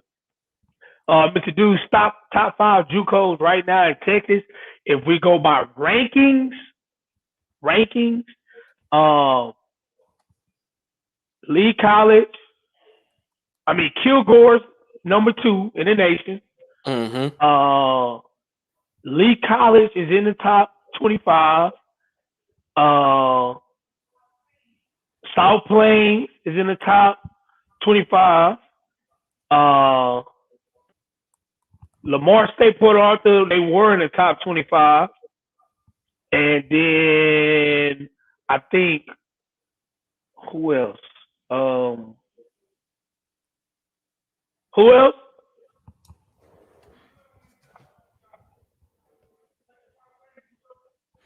You said Lee, right? Yeah, I said Lee, South Plains, Kilgore. Lamar State should be in the top 25. Was in the top 25, and I think it's like one more other school in Texas that's in the top 25. The top 25. That's in the top 25. Is there another school? In Texas, I think they might be at the bottom. So I'm gonna have to look it up. I haven't seen the new rankings in a while. But just to go off of that, even if it's not one of the top 5 JUCOs, you can get a look from any JUCO because you're playing against other top guys. And also in the JUCO round, you're playing against, just as you would in college, at a D1 or a D2, you're playing against guys who are 21, 22. It's even some 23 and 24-year-old guys. who they may have reclassed, and then they may have went to a post grad a year, and then maybe they just decided to sit out a whole entire year, and so they're already 3 years removed from high school, and they're 21 years old or 22 years old, and now they're checking in and going to play JUCO for the next 2 years at 23 and 24. And so Some go to jail, get out, go back to school. it's different. Like um, it's a different grind, and like um, Mr. Bates said, everybody ain't built for the JUCO grind, and they're not. But that's why I mentioned that as being your step, because if you can handle the JUCO grind, then you can handle the Division 1 grind, Yes, because Mr. Dudes, Region 14 is. My bad, G. that's a whole another grind as well. Um, the smaller schools, your NAIAs, D3s, a lot of them, it's all up to you. If you want to get better, that's on you. Um, you get in the gym, that's on you. But whenever we have practice, we have practice. I mean, it's like that at D1s as well and at JUCOs. But they also emphasize, like, hey, look, you know, we here to win the game. Like, you need to go get in the gym. Like the coaches is telling the kids, hey, how many times you been in the gym this week? Oh, you have? Let me pull up the camera. I ain't seen you in the gym one time. So if you don't want to get better, peace. I don't need you. Replace. You, because like Ant said, it's a business at the end of the day. It's a business. And yes, I'm not so hey, trust me, I am not surprised by this because I talk to college coaches all the time. But a lot of kids look down on JUCO. They do. There's been parents that I know personally have told a couple of JUCO coaches this year told them we're gonna wait and see what else comes. Trust me, and I already told them nothing's coming.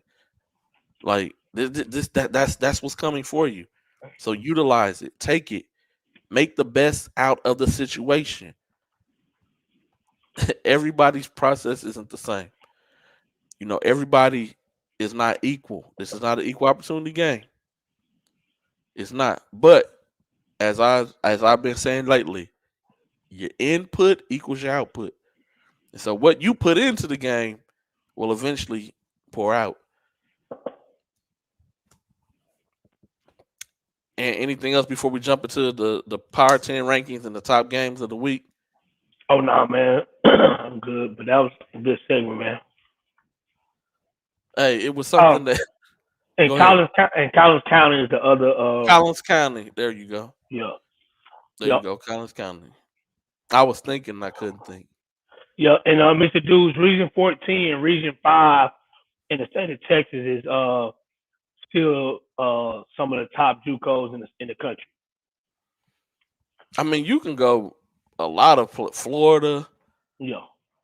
JUCO Yep. tough, That look they were. Jayhawk conference, and like you got to be built for that, man. Yep. Especially the Jayhawk because you're in a lot of small towns, bro. You still eating? Yes, I am, man. Hey, man, I didn't eat nothing all day. Nothing.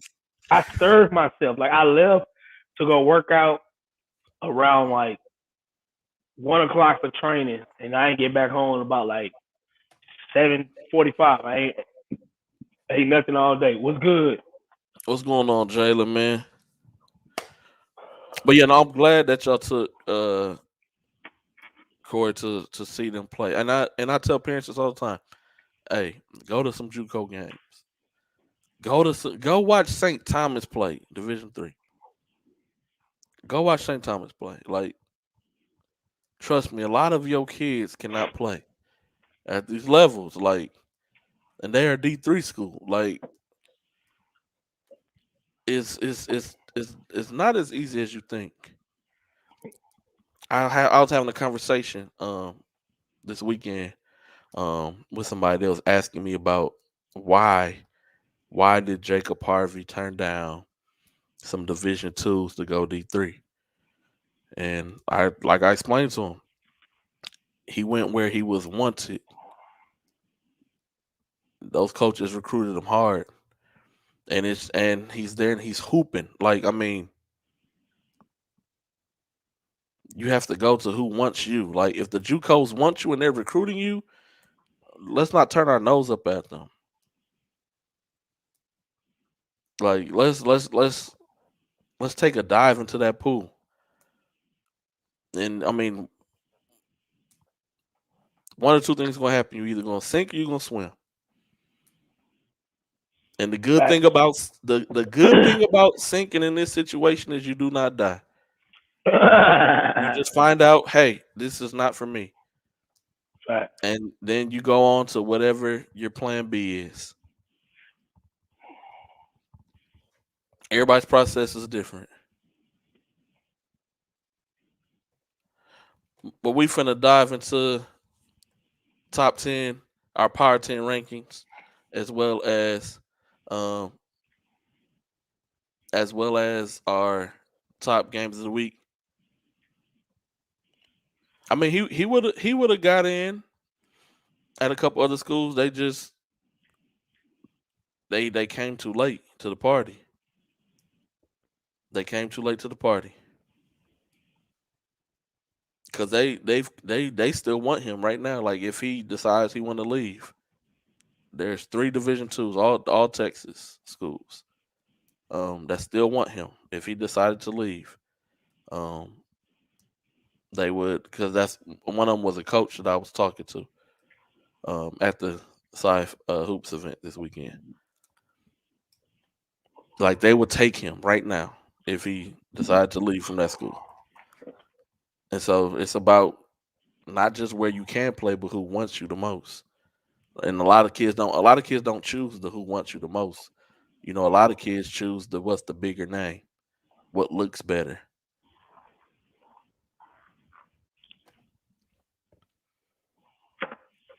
Power 10 rankings this week, starting off with the private schools. Uh, Legacy number one, Episcopal number two, Grace Christian number three, Woodlands Christian number four, PSAT number five, Lutheran, Concordia Lutheran that is, comes in at number six, West Bay Christian number seven, Houston Christian number eight, Lutheran North is number nine, and then John Cooper number 10. So we got some taps, SBC, SWAC, an independent team. Um, so a little solid mixture, man. Um, don't want to jump the gun here too quickly, um, but we kind of have to a little bit. So, Houston Private School Tournament is featuring 9 out of these 10 teams. Which team not in it? Legacy. And Woodlands Christian is not in it. And yeah, okay, 8. You're right, and 8 out of Yeah, 10. And Willis yeah, Christian is not playing. they're in the Vibe tournament. Yeah, they playing fight. So 8 out of these 10 teams will be playing in the Houston Private School Tournament. Hey, we in the building. Yes, sir. We in the building. We just gonna leave y'all with that. More to come. Make sure y'all be watching on Twitter. Um, I'm gonna say about Thursday. Just start watching heavily, real heavily. We in the building, man. We in the building for this event. Any team that you want to touch on before we move on to 3A 4A? Oh no, man. I mean, I think big shout outs to Episcopal and Grace Christian. Um, both teams. Episcopal has a lot of injuries of some of their really good players, and they're still winning. Grace Yeah. Christian, They still hooping, man. yeah, Grace Christian took a big hit early on, losing Nick Anderson, and they still balling. You know what I'm saying? So that shout out to them two for sure. Luther North and John Cooper, are two teams. I think over the last couple of years haven't really been that good. Are you hearing me echo? Yeah. No, Luther North. Yeah, I can hear you, man. Luther North sitting at 11-1 right now. Like, No, I'm saying over the last couple of years, Yeah. They haven't really like those two teams haven't. So it's like, man, it's good to see that they're getting talent in and they're starting to compete. I think Luther North had a new coach this year. John Cooper has a new coach. So it's really good to see those schools winning and stuff like that. So, big shout out to those programs as well. So Also, I want to talk about two more teams who's not mentioned right now on this list, but they are receiving votes and they have been balling, and that is the St. John's Mavericks, SPC affiliates, and Rose Hill Christians Tap 3A. These guys have been getting after it as well. So just want to say big shout out to Rose Hill, shout big out to my shout out guy Ben. You know what shout out I'm to St. John's. Um, man, saying? we fin- we finna dive into this 4A 3A right now, man. Number one, still Booker T, still got the number one votes. Um, out of the whole entire panel, this is not just a one person voting panel, but it's multiple guys who get the vote. And so Booker T still ends up number one after the loss to Elkins. Um, this weekend, Silsby still number two. Stafford still stays number three. Hardin Jefferson stays at number four. Yates jumps up to number five. Hitchcock uh, goes to number six. They was at seven. Hampshire Finette went 2-3 this weekend. But hey, they got a big game coming up, and they plan on making a lot of noise. So we possibly could see a big shift. We're gonna talk about that a little later. We possibly could see a big shift coming up here um, with these rankings. You got Lamarck who stays ranked, Mickey Leland, and then who jumps in the rankings is East Chambers. East Chambers and Hitchcock are the only two 3A teams. East Chambers is 8-1 on the season. They got a little late start to their season, but they've been playing a lot of games, and they are a really solid team. I do believe they are ranked top 10 in the 3A for the state of Texas as well. Um, and so it'll be an interesting matchup. Them and Hitchcock meet up in the playoffs. Um, it depends on who else is playing that week. Man, playoffs be tough to really get out and see guys because there'd be a lot of good matchups. But I would like to see the East Chambers versus Hitchcock matchup though. I think that'll be a really good matchup, man. Yeah, Arch. I'm with you on this one. Hitchcock will be good for years to come. They are really young, really good, really solid group, man. And so yeah, they're gonna be a tough team, man. But yeah, really excited about this rankings, man. Hey, a lot didn't really change in the 4A 3A, but I do also want to bring up teams that receive votes. Teams such as Cold Spring, Oakhurst, who I didn't think would still have the solid season they have. After losing Duke, uh, I don't want to mess up his last name, um, but Duke L. We'll call him Duke L. After losing Duke, didn't think that they would be pulling off the big wins that they have, like beating Big Sandy and then beating Huntington as well. Um, Lumberton's having a pretty solid start to the season as well. They also beat Big Sandy. Big Sandy is always a really solid group. And those are Big Sandy's losses to Cold Spring and Lumberton. Big Sandy has a good record. They're not Greater Houston area though, but they're just always a top team. Um, in the state of Texas. And so, big shouts out to these teams. Rob, any team you want to talk about real quick before we move on to 5A? Uh, I want to mess with Mr. Adon about Hampshire Finette, but I'm gonna let him make it. He'll see it in the top 10 plays. Um, nah, man. Oh, Silsby went out. I don't know what tournament. I seen they won a tournament in. I think it was Louisiana. I think they went to Louisiana and won a tournament. Uh, Jared Harris got MVP, Yeah, and he did. the other kid we was talking about, Lamont B, the football player, he got all tournament team.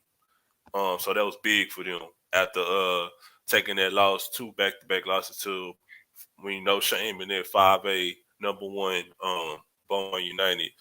They went down and got a big some couple of wins in the tournament, man. So shout out Coach Shiglers and the Sealsby Tigers. The Tigers. All right, 5A. Moving on to 5A. 5A Power 10 for the week. This is week 5 of the high school basketball here in Greater Houston area. You have Beaumont United coming in at number 1. Fort Bend Marshall is number 2. Katy Pato's number 3. Kingwood Park number 4. Goose Creek number 5. High Tower number 6. LaPorte at number 7. Crosby at 8. A&M Consolidated is at 9. And Barbers Hill is at number 10. Any team, any team you want to speak on? Marshall, I really want to see how they do. I don't know how long Lowe's gonna be out, but they they was on the steam, kind of winning a lot of games, beating teams. So I don't know how long he's gonna be out, but I want to see how that will affect them, depending on how many games he's out. I mean, they still got Chris Marshall. Uh, Pato, again, team started off pretty good. Been losing a little bit, but they've been playing some nice top competitive tournaments. Kingwood Park is a team that I'm definitely want to go see. I haven't got a chance to see them play. They're winning a lot of games and stuff like that, so I really want to go see them in action, like face to face. Yeah, I plan on it, especially when they play Lake Creek and District. Yeah, That's going to be a really good game. Lake Creek, even though they've took a lot of losses, they made a really hard schedule for themselves. Um, and I think when District play rolls around, like that tough schedule that they created for themselves is going to pay off big time. yeah, man. Goose Creek, man. I don't know what they got to do. Um, Sam, I know you probably listening. Avant, Darius, Wilson, and the rest of y'all guys, man. Y'all got to get it together, man. Y'all got to stop reading your own. I'm not saying y'all per se, but y'all got to stop reading y'all press clippings, man, and get back to what made y'all good last year, man. Y'all got to get that mentality back, man. Because ain't I don't know. I don't know. It ain't looking good. Yeah, it ain't looking good.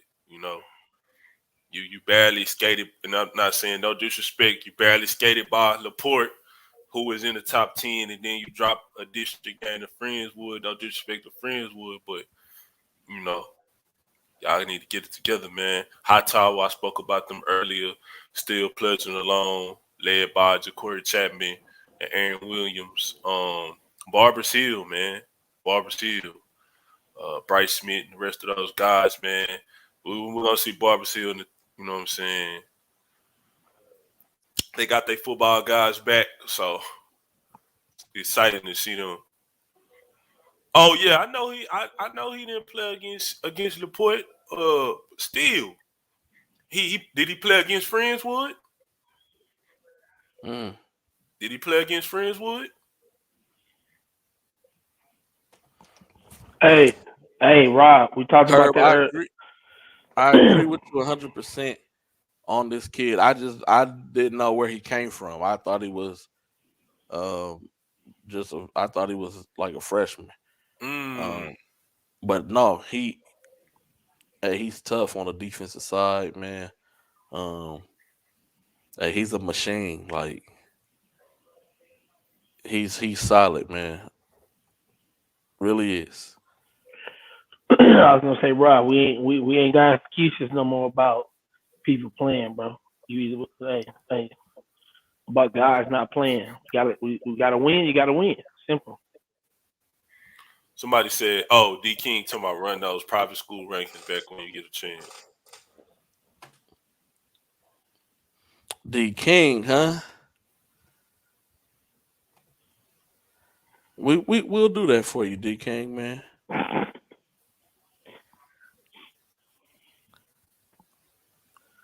We'll That's do it. that for you, man. No, but real quick before I pull up the before I go back to the private schools, Pato did have their first district game and they played Katie Jordan. Katie Jordan was ranked last week. Pato got the win over Katie Jordan.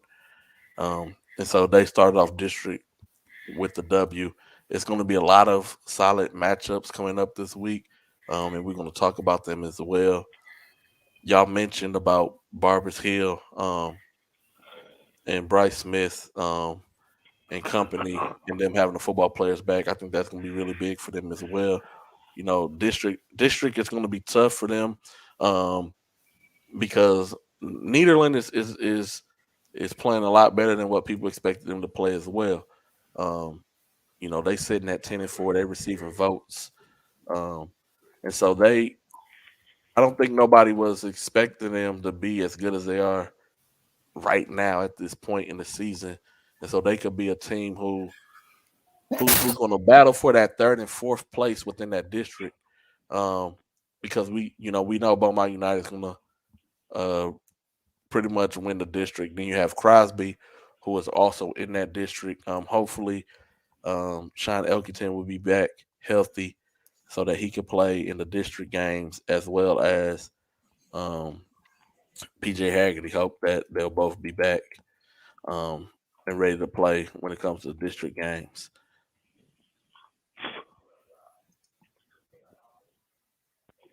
All right. D King say you his favorite on the show. Oh man, D King, I appreciate since D King, man, since I'm your favorite on the show, man. Check your emails, D King, man. Since I'm the favorite, man.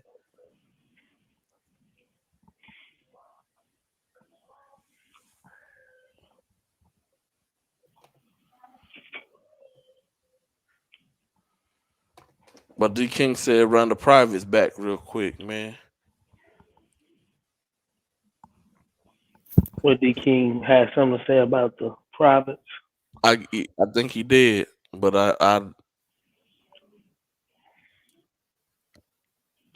I think D King did, man.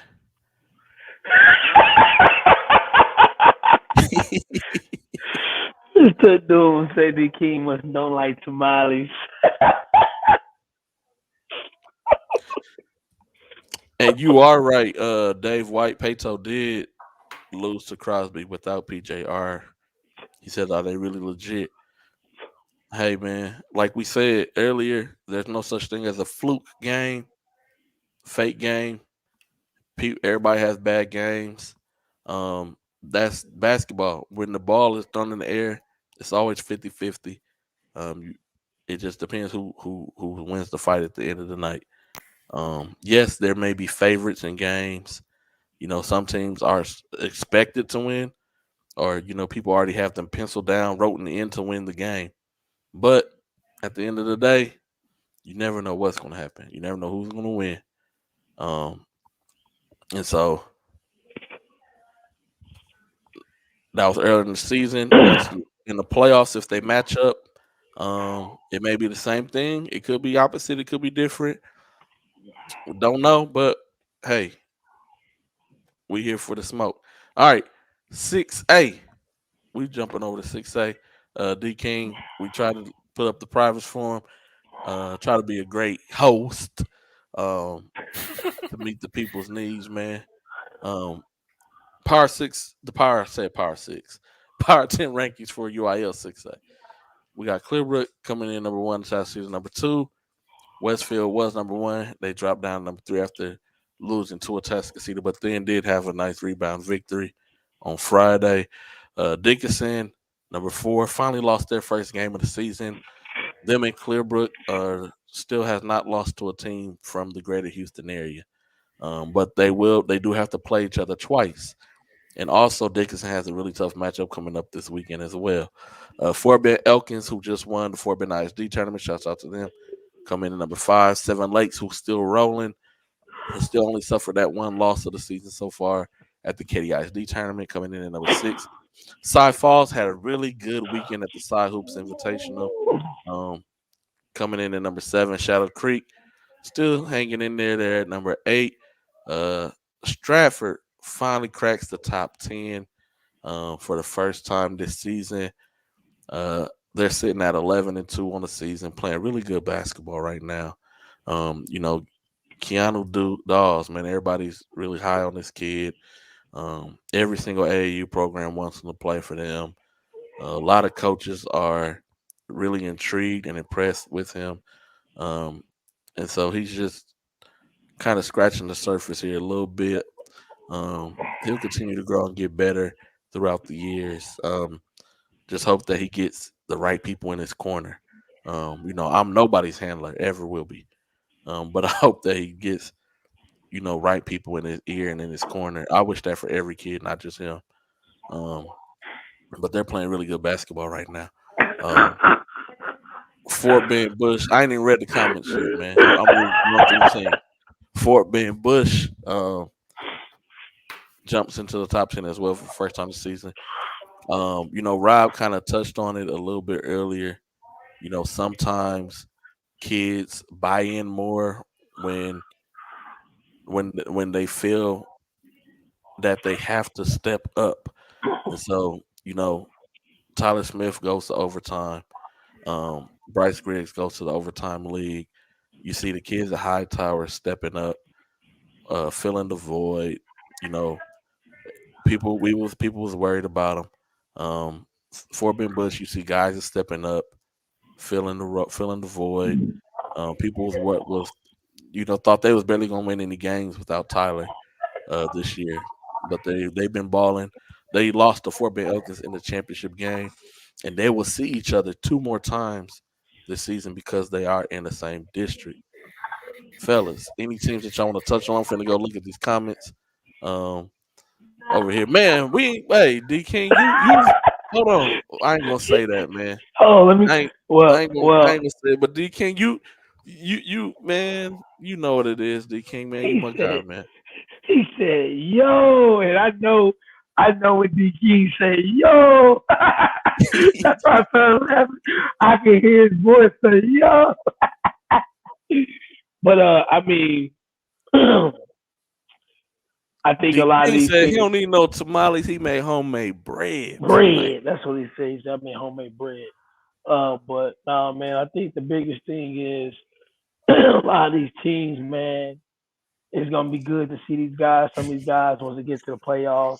Hey man, he he hit the hey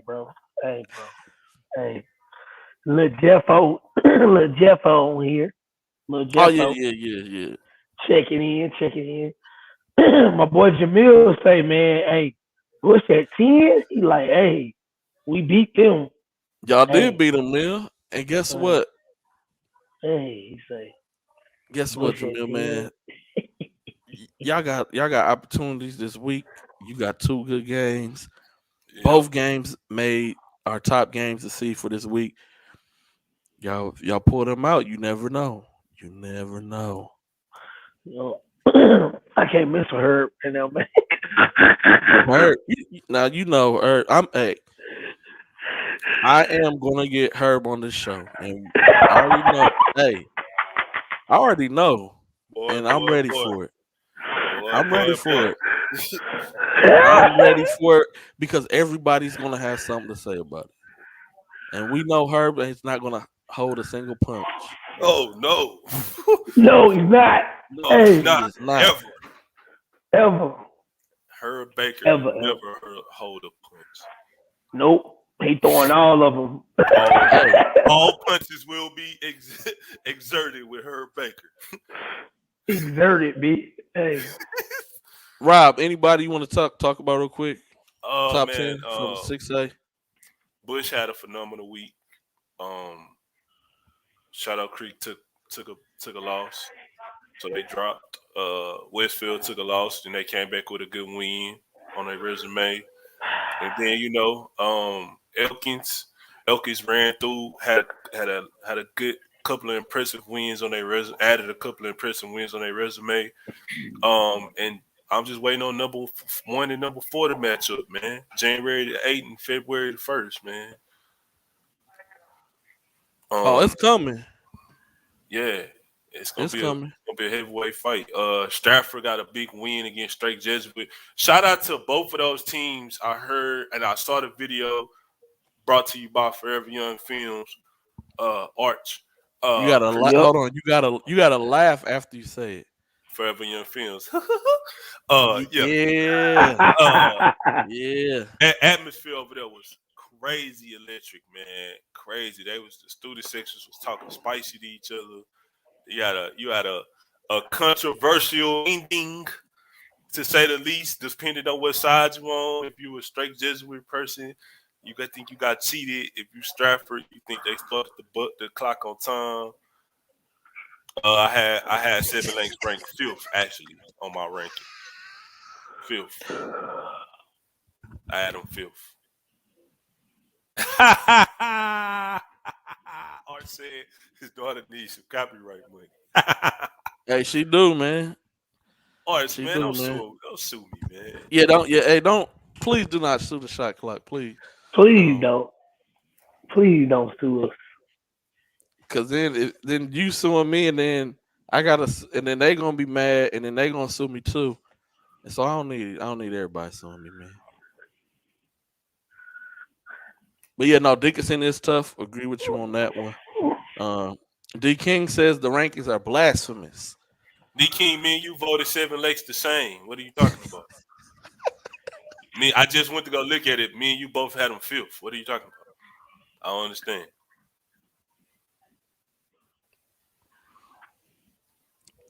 And you got That that boy- full, and got that full lean. Look, and eight boy, he full. Look, he over there like, yeah, man. so Yes, imagine. sir. Yes, sir. Chilling, chilling. What I got there? Oh yeah, I got him at 6. Me and G Day. Yep, we got him at 6, man. It's all No, good. Herb D King ain't on today. He was making homemade bread, man. He was getting his chef on. So D King ain't on, man. He just on the Facebook side, man.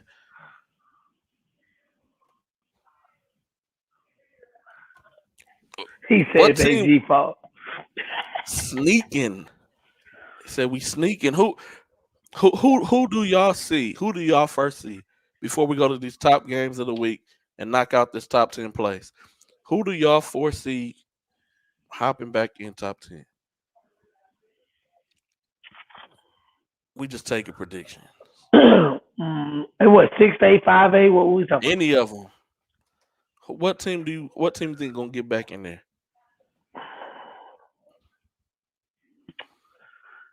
I think It's I district plays coming up. think Strake or Mady Creek might get back in there Okay. for 6A. I think Bel Air gonna get back in. I think Bel Mm, Air gonna get back in. mm. Okay. All right. Y'all ready to get into these top games of the week? Yes, sir. Hey, we got a lot to go through, so we ain't gonna dwell on them for too long. We just gonna quickly say who we think gonna win in the comment section. Y'all can go ahead and say who y'all think gonna win as well. So tomorrow, Monday, not Tuesday, on Monday, top games tomorrow. You got Side Springs. We just seen they had a really big outing at the Side Hoops Invitational. Um, beat some teams that no one expected them to beat. I'm in the building. Side Springs at Side Ridge. I'm in the building tomorrow. Monday. Yates is playing against Fur. This is Monday. And Duquesne is traveling to play against Shadow Creek on Ooh, Mondays. So real ooh. quick, Duquesne just played Shadow Creek Side Hoops Invitational in the first round. Duquesne had Shadow Creek on the ropes the first half of the game, but Shadow Creek was just able to run away in the second half. Duquesne ran out of gas. So, and they're playing again this Monday. Real quick, who y'all got? That first game, man.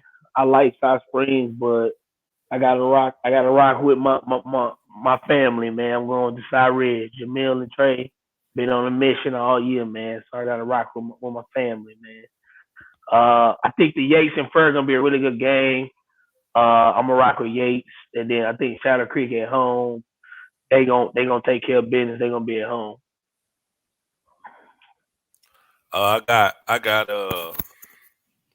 I got Springs, Yates, and Shadow Creek.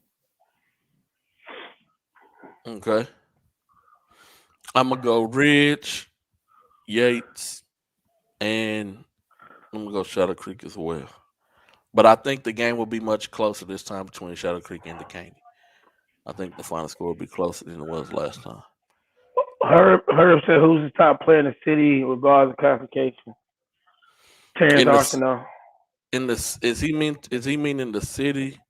or the the Houston area. city, or the Greater Houston area? Greater Houston area is Terrence Arsenal for me. Still on Monday, top games this Monday. You got Marshall at Kempner. Kempner's having a really good start to the season. They're 10-5 right now. Oh Marshall my 11-1. God, It's going that's and today. this is a That's still district. tomorrow. Yeah, this is tomorrow. This is Monday, Oh man. December the 13th. And this is a district game for both of them. Marshall and Kempner. Clearbrook is coming over and playing Cypress Ranch tomorrow. Clearbrook at Cy Ranch tomorrow. Um, Dawson is traveling and going to play Seven Lakes on tomorrow. So on tomorrow, it's some solid games It's going some down tomorrow. heat. It's some heat. There's some solid games going down tomorrow. Now, I did put out a fandemonium poll on Bossa Hard Twitter between two games for people to vote for me to go to. The Clearbrook and Cy Ranch game and the Dawson and Seven Lakes game.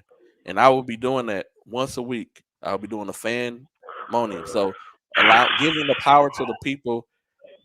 And so, hey, y'all, you want coverage, um, get a game recap, all that, just so that you can have some type of media out there about you, your school, your players. May play good, may want to buy some film.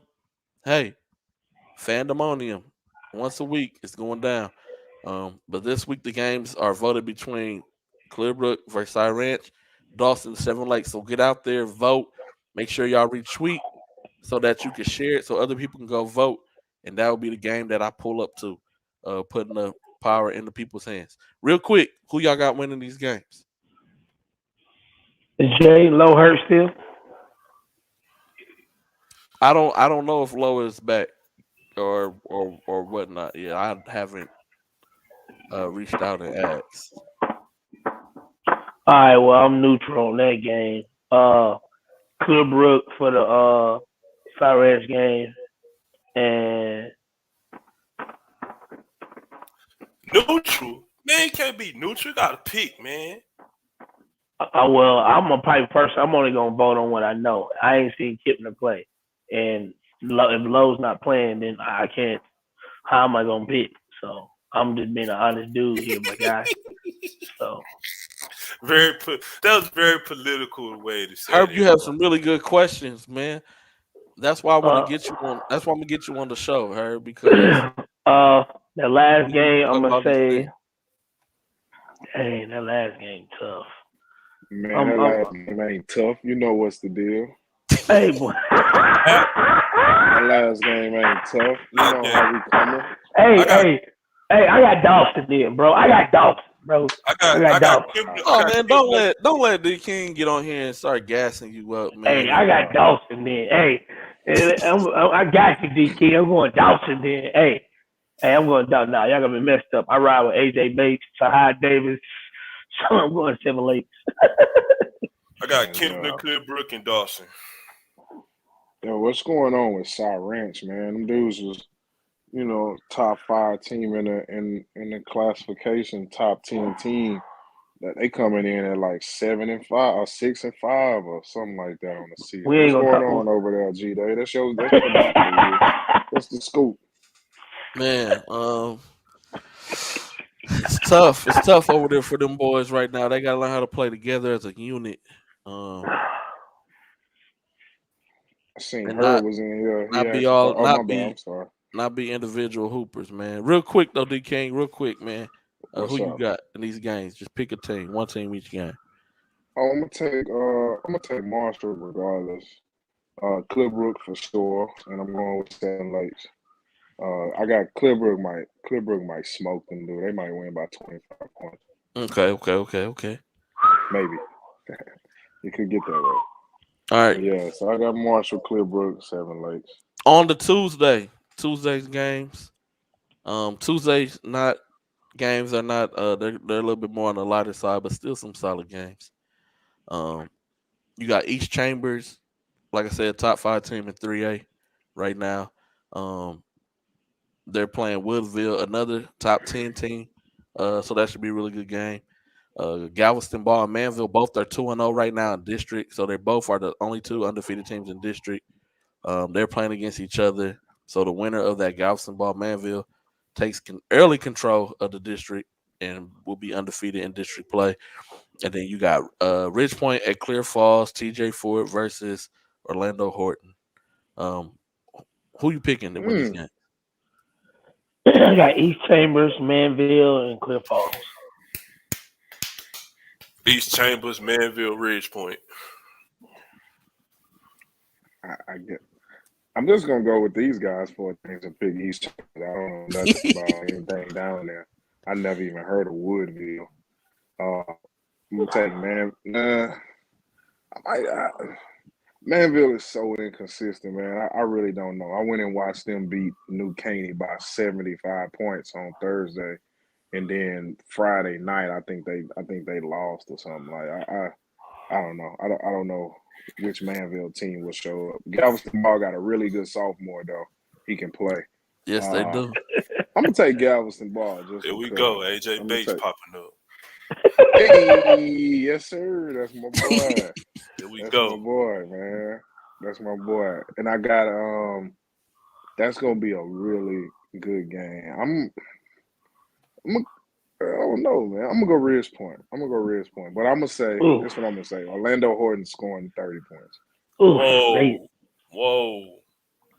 Whoa. Why you saying whoa for? I mean, you act like that's like Like you that's like that's like that's that's hard. yeah.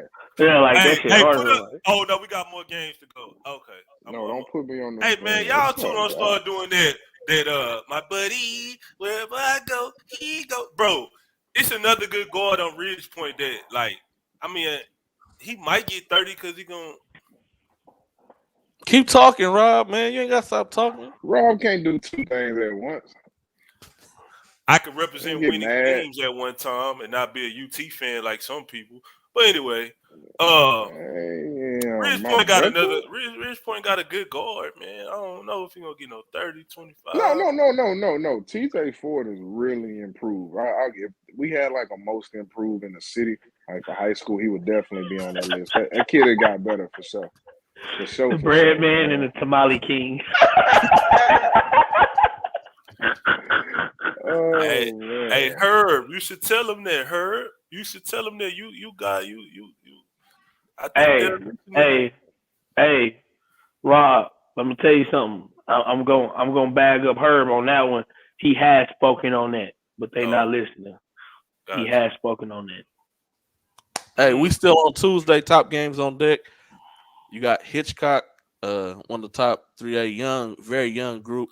They got a kid over there named Damian McDaniels. Yeah, that's a great Tough. name. Great name, Baby D. He's That's my tough. dude, He's Baby D. solid. They take on Lamarck. Clear Creek is playing against Pearland. Lufkin versus Silsby. I know people like Lufkin. That's a football school. Lufkin is 10-0 on the season right now. They're playing solid basketball. But coming down to playing Silsby, it's not gonna be an easy task. But it's still a top game for the week. And this is Tuesday, fellas. Who y'all got? Lamarck. Hitchcock text. Oh, I'm sorry, Rob. Go No, ahead. no, you good. Lamarck, Clear Creek, Silsby. Look at us, Rob. We're best friends. This is awesome. I'm going with the same group. Baby D is a player, man. uh, I like Clear Creek, and I'm taking Silsby, even though Lufkin does have an EYBL kid on that team, right up there. I I'm think, or going. maybe he left. I don't know. I'm going Hitchcock, Clear Creek, in Silsby. Same Hitchcock. I'm gonna go Clear Creek with Nick Anderson and company, Mm. and then Silsby to win that game. Is that where Alex Farrell is too, right? Yep. Yeah. Alex Yep. Farrell, That's Nick not bad. Anderson. Yeah, that's not bad. What are they, what was their prediction in district? Second, third, I do Third. believe it was third. Third. third. So they're in the district with Clearbrook Dickinson, right? Yeah, Yeah. That's gonna be some competitive game. And Clear Falls now with Orlando back. Clear yep. With Falls, Clear Orlando back. Lake. That's a good dang. That's a Yeah, good district, man. Them games are gonna be tough. yeah. Not like that. Hey, can I say something about what Herb said? Or I'm Oh doing yeah, too go much. ahead. I think if Jacob Cole, and this is a conversation I had with his dad at when we dropped our kids off at school in the morning one day. If his son just focused on being a basketball player instead of having a position, I think everything would just be so much better. I think there's too much focus on trying to be a point guard, or proving that you are a guard instead of just being a basketball player. Just go out and hoop. Just go out, take advantage of mismatches, rebound every shot, finish above the rim. You know what I'm saying? Like, just go out and play basketball as opposed to freaking just trying to prove that you are a certain position. You kind of do yourself a disservice with that. So that's kind of how I feel about that. I think a lot of times bigger guys want to prove that they have guard skills or that they're a two or one or all this other stuff instead of just being a basketball player. Like I know dudes who we've all seen growing up. You couldn't sit here and tell me they was a position, but they definitely scored 50 points, 60 points, average 25 points. You know what I'm saying? Like, because they just hoop. They post up in situations, they offensive rebound, putbacks, like all of that. Like, we get too caught up on this position stuff. Dudes trying to prove a point. So I'll get off my Preach, soapbox. I preach. get off my soapbox with that. I think we just need to. How about this? D King message of the day. Just hoop. Hold on, hold on, hold on, hold on, Do hold not on, put man. me We, on the we gotta do single this. We screen. gotta do this the right way. I Here knew we you. go. I knew you was about to do that, bro. All I'm gonna say is just hoop. Just play basketball. We focus too much on the other stuff. Just play basketball. All right. Hey, Like Anthony Bates. Like Anthony Bates. You know. that message was brought to you by the great D King. Dad, Hey, Damn, he added the great in front. The I great know. D King. Just hey, dad. man, that's my guy, man.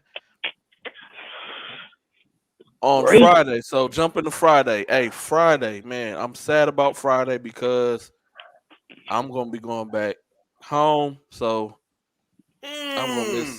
I'm gonna miss a lot of hard decisions to make on games. Mm. So Friday, man, like I said, hey, Friday's a lot. Uh, man, it's a lot. So you got Little Cypress, Mauriceville versus Lumberton. Um, Orange Fields playing Silsby, and then Hampshire Finette versus Hardin Jefferson. This we just getting things started off. We headed out to the Beaumont area, with all these teams, man. Who y'all got to win these games, man? What is LCM? Little Little Cypress, Cypress, Mauriceville. Mauriceville. Man. Yo, I don't know these. Why are you laughing, dude? I don't know these. I don't know these guys. Because I'm right with you.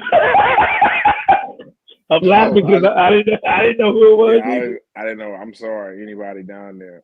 I'm taking I'm taking Mr. Ardone's dude. Where Mr. Ardone dude at? They at was it Hampshire Hart Finette. Jefferson? Hampshire Finette. Yes, sir. We ride with the Finette, baby. I got Finette winning that game, and I'm taking Silsby. And then them two schools, I hope they have a good game. I know nothing about them. I got LCM. Even Herb said, I don't know anything about these people. I got LCM. I'm gonna take. Nah, I ain't gonna do that. LCM, Silsby, and I'm gonna split this game. So I'm gonna do home and home. So I'm gonna give Horton Jefferson the first ring because they're at home. I think they're gonna split. Mm. Yeah, I'm taking Little Cypress, Mauriceville. I'm gonna take Silsby, and I'm a pull for Hampshire Finette to win, even though Hardin Jefferson's at home. Gonna be a tough game. Um, But yeah, they try and get you down to one of them country schools, D King, man. In a hip along book. Here you go. Here you go. He's Mr. Dude said a hippo law book. I'm done. Here Hey you man, go. hey, this what we gonna do. I'm gonna try to schedule a Ooh, game out there next year. We gonna go out ooh, there to the Triangle. They got good barbecue. ooh. They got good barbecue. I'm in there. Dang, all Mm-hmm. this on Friday? God, Oh yeah, hey, this ain't even the I tip of the know. iceberg. I know. So you got this is a district game. Ridge Point, Clements, uh, they play each other. Ooh. Start district off. Clear Lake is playing Dawson, and Mm. then Kempner, another district game. Kempner versus Foster. Like I said, Kempner's having a really good season so far. Better playing way better than what anyone expect. The Brian, I don't eat into Numu. I be tearing up kids' last names. Um, like he's been a double machine for them. Yeah. Um, and so who y'all got in these games, man? I got Um, Clements, Clear Lake, and Foster.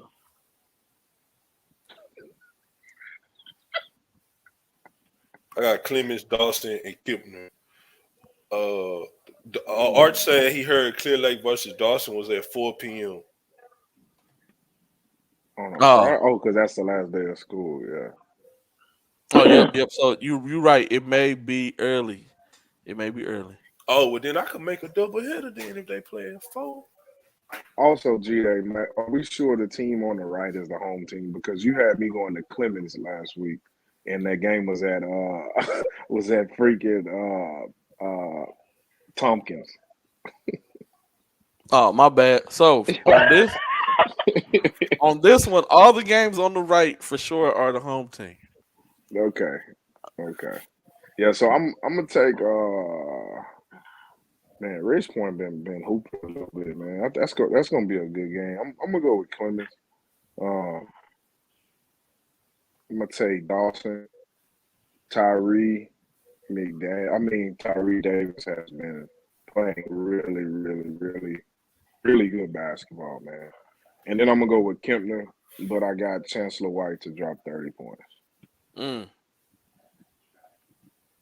I'm gonna go with Clements. First game. Um, I'm gonna take Dawson over Clear Lake, and then I'm gonna take Kempner over Foster. Mm. Mm, that's interesting. That's good. Oh, Alex Lee didn't play in that game. Okay, I'm the only one that said that picked Foster. Okay, good, good. you got Foster winning. Yes, sir. We we Woo! still rolling on Friday. Beaumont United Woo! is coming down to play Dickinson. Mm. Beaumont United versus Dickinson. May Creek is playing at Clearbrook, Mm, and What? mm, mm, this is mm, another mm, district game. Hightower at Marshall. mm. Damn, that thing gonna be This rocking. this is tough right here. This is tough. This is tough. I mean, I'm kind of glad I'm gonna be out of town because I wouldn't know what to choose anyway. Because This it's a is lot of good tough. games. But Damn. I don't know what to do with that first game, bro. Man, we who you still got got winning? we still Who you got some. got winning the first game? What you mean you don't know who to do with on first game? Beaumont All right, United I'll go versus Bowman. first. I'll go first. So I got United, Clearbrook, and Marshall. I am going United, Clearbrook. I'm taking Hightower for the upset. Okay. Ooh, Okay. I'm taking Hightower for the upset. Dickinson lost in the championship. I know No, that was South nah, Fall. game before. So Dickinson Game lost to McKinney, or they lost to South Fall. McKinney. That's McKinney. right. McKinney. They only scored 9 points in the first. It was like 20 to 9, 1 to 9 or something, right? Yo. Yeah, give me Beaumont United minus minus 11 and a half. Mm. And Rob, man, come on, man, stop contemplating. Just I got Beaumont United, Clearbrook, and Marshall. I'm gonna go with and this don't. This just me, man. I'm gonna be devil's advocate. I'm gonna go with Dickerson for the upset, Clearbrook, and Marshall. Okay. Dang. Mr. Even Dude though, said I'm gonna you by tell. 22. Oh Yeah, no, 22? I don't ooh think they're wee, gonna win. They ain't beating Dickinson by no 22. They no, ain't. Why not? hell no. You seen Yeah, Dickinson Why play this not? year? McKinney beat him by Listen, 20. No, that's why I'm at. I, No, I'm asking for a reason. I haven't seen him play. I don't Why are they know. not? Not at home. Okay? Nah, that was a Yeah, I neutral. mean, they But wasn't. not at You home. right. They wasn't at home. yeah. I mean, I'm a BU fan, but I want to see if Dixon gonna make it upset. That's gonna it'll make it interesting. Oh, this is still Friday. Jesus Christ. Oh yeah, this still on Friday, man. Yeah, Mr. Odom, man.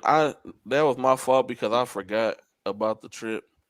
When you see, hey, I gotta go. I don't have a choice.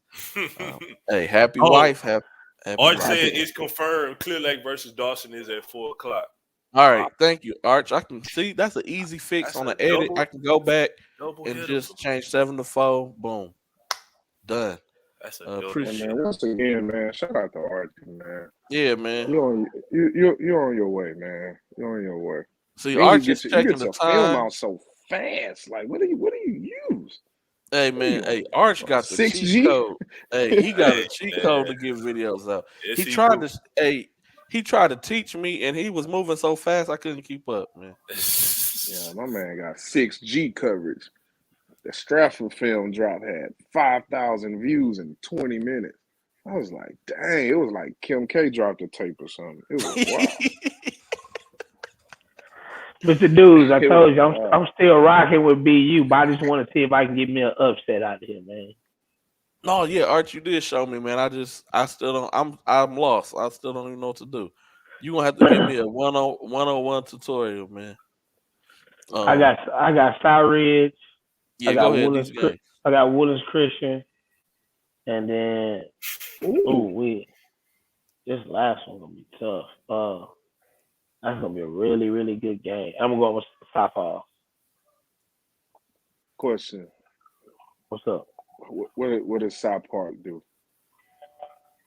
South Park What is are they Um, good? What do they have going over there? I haven't really seen them really play this year. really really good shooters. so they gave Who's that? Harker Heights their first loss of the season. Who's that? Yeah, y'all told me came in here with that Harker Heights. I told Who's them, that? Who's Um, that? Shadow Creek was up on them by 18 at one point, Oh, and they brought the game all the way back to 2, but ended up losing by 4. South Park. Um, yeah, Mm-hmm. but then they dropped to a game to Cy Ranch in the event by like 16 or 18 points. 16, 18 points. That's tough. Yeah. That's tough. All right. Well, I'm taking Cy Ridge. I'm going to. Oh, that second one tough, man. That second one tough. I definitely have South Falls in that last game, but that second one kind of tough for me, man. Because I seen a thing yesterday that said Houston Christian was down 22 points with 2 minutes to go and went to overtime or something. Yeah. And like Brody had like 33 points. Uh, but then I seen the Willis Christian went undefeated this weekend. Beat Westbury Hmm. Christian and beat who was that? McKinney? Did they beat? Was that McKinney Christian they Yeah, beat yeah, or McKinney something? Christian. yeah. Yeah, and McKinney Christian was number one 5A tap school, I believe. Yep. Coming in at the time, I don't think they had a loss. Uh, Hmm. so I don't know, man. I don't know. It's gonna be a really good game, Is guards is it at wise. Woodlands? Yes. Yeah, it's at Willis Christian. Oh, Woodlands Christian by 5.5. That environment on a Friday before Christmas, yeah, that thing gonna be It's rocking. gonna be rocking. Yeah, that thing be rocking, man. We used to go in there, and they used to definitely give them like at least 6 points. Just that fan thing. They be quiet for the first like minute of the game, then they'll just scream on a made basket. If you just jump, even though you know it's coming, it's wild. They got a pretty good fan base over there. So I got Woodlands Christian in that one. So Cy Ridge, Woodlands Christian, South Falls for me. Okay. I got red. Archie, I'm with you real quick. Archie, I'm with you as well, but I would have without them having Big Nate at the side hoops. I felt that kind of hurt them as well. Um, I would have liked to see him play. I don't know what happened with the situation. Because he played Thursday night with them and was a big reason for them winning the Harker Heights game. But I don't know why he didn't play Friday or Saturday. Somebody said that he was on a visit, G-Day. Oh, okay. Coach Freeman said he was on a visit. Okay, well that's why he didn't play. Yeah. But yeah, no, they needed him. I'm gonna go with Cy Ridge over Cy Fair. This time, Coach Gabe is gonna play all his guys. So I think it's gonna be a different outcome in the game. I'm still gonna go Houston Christian. No, I'm gonna go Willis Christian over Houston Christian. I forgot they're at home, so I'm gonna take Willis Christian at home, and then G-Day, what you got? I'm gonna go with Cy Falls over Cy Park. Ooh. I just think JoJo's gonna be. Mm-hmm. That's really that's where the game lies on is JoJo, man. He's a big difference maker. He is. Man, we still on Friday. No way. Summer Creek versus Atascocita. Bro. Are you serious? Yep. How you supposed to like, bro? Versus Fort Bend Austin. Fort Bend Austin has had a really good run to start the season. Yes, they had. Shout out to that new coach, right? Yep. Straight Jesuit versus Tompkins. He from A-Leaf. Man, I don't really care about all that, man. I got gang banging. Atascocita, Travis, and Straight.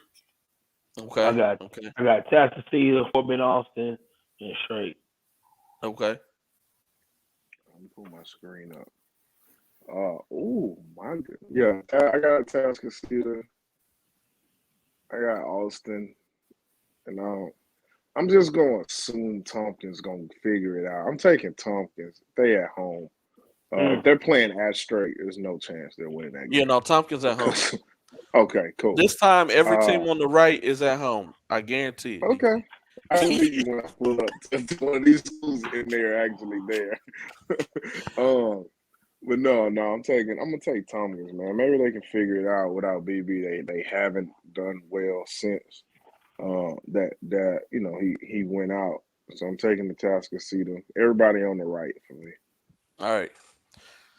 Yeah, I'm going to Atascocita, Austin, and I'm taking Tompkins at home as well. All right. Still on Friday.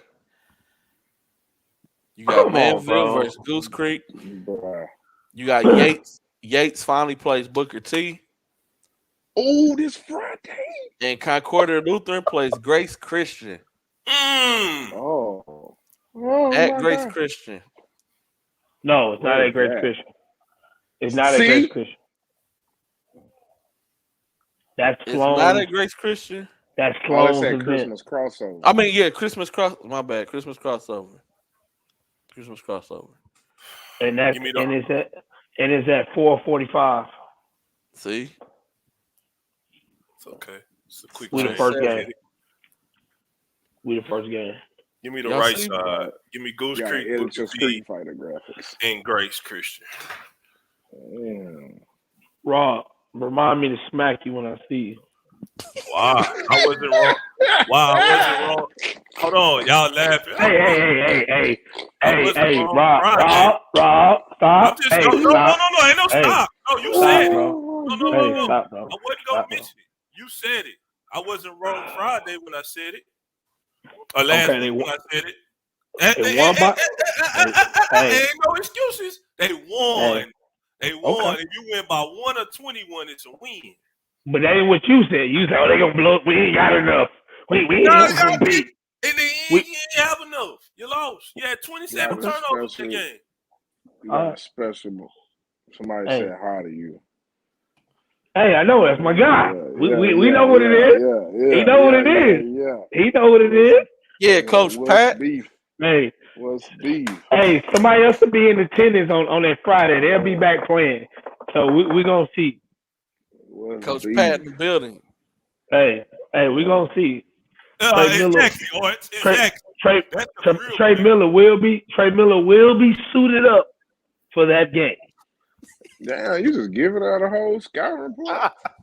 Well, it's a scout report. He ain't played. Ain't no scout report. Exactly. So now they gonna practice for him. Wow, Maybe he man, can get play. out of here. Coach Hey. Pat on y'all head. Get at him, Coach P. Get at Alright. them boy. I'm still mad at them about Friday. Oh, you a little mad, Damon? I got Manville, Booker T, and Concordia Lutheran. You about to Goose. beat the last game. Go ahead, D. Goose King. Creek, Booger T, Grace Christian. Go ahead, Going man. down. Grace, I got Grace Christian because I'm I still like. mad at I like. Concordia by Friday. Oh yeah. You stupid. Still ain't forgave you for this.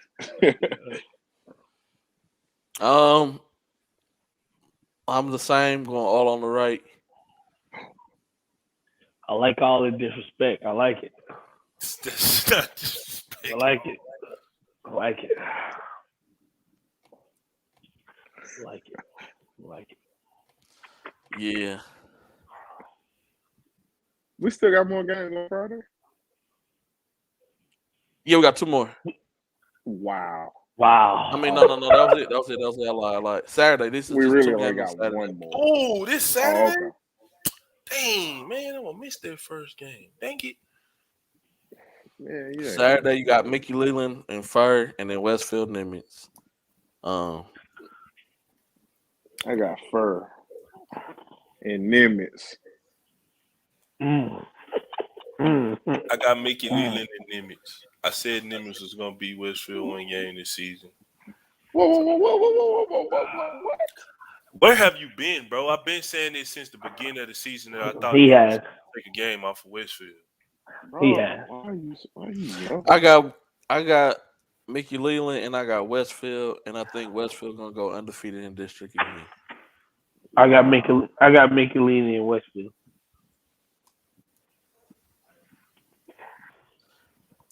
Top games of the week. Hey, Friday, y'all got some tough decisions to make. Got my schedule set already. Double header for me. I don't think I'm gonna be here. On where y'all want to go. Man, that's a lot.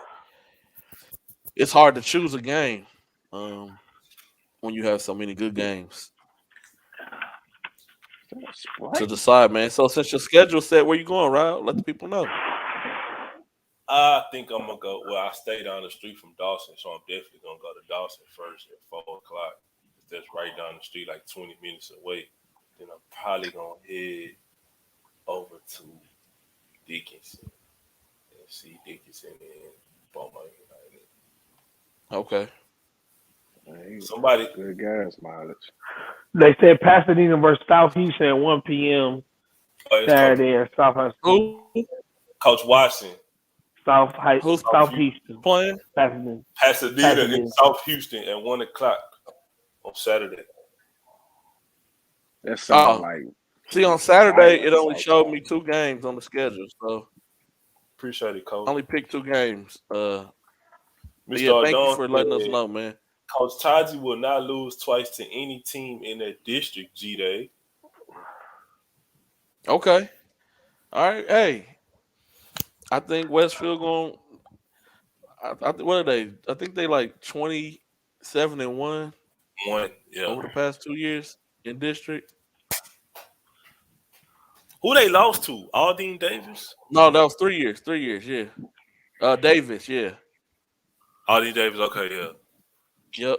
When they had Josh, when they had Big Cannon and all that. Big kid, yeah. The 6'8" kid. Yeah, they had a lot of big kids on that team. Forever Young Film say same time as the Pistol and Kincaid on Saturday too. Okay, see, they ain't have all this stuff on the thing. I appreciate y'all, man.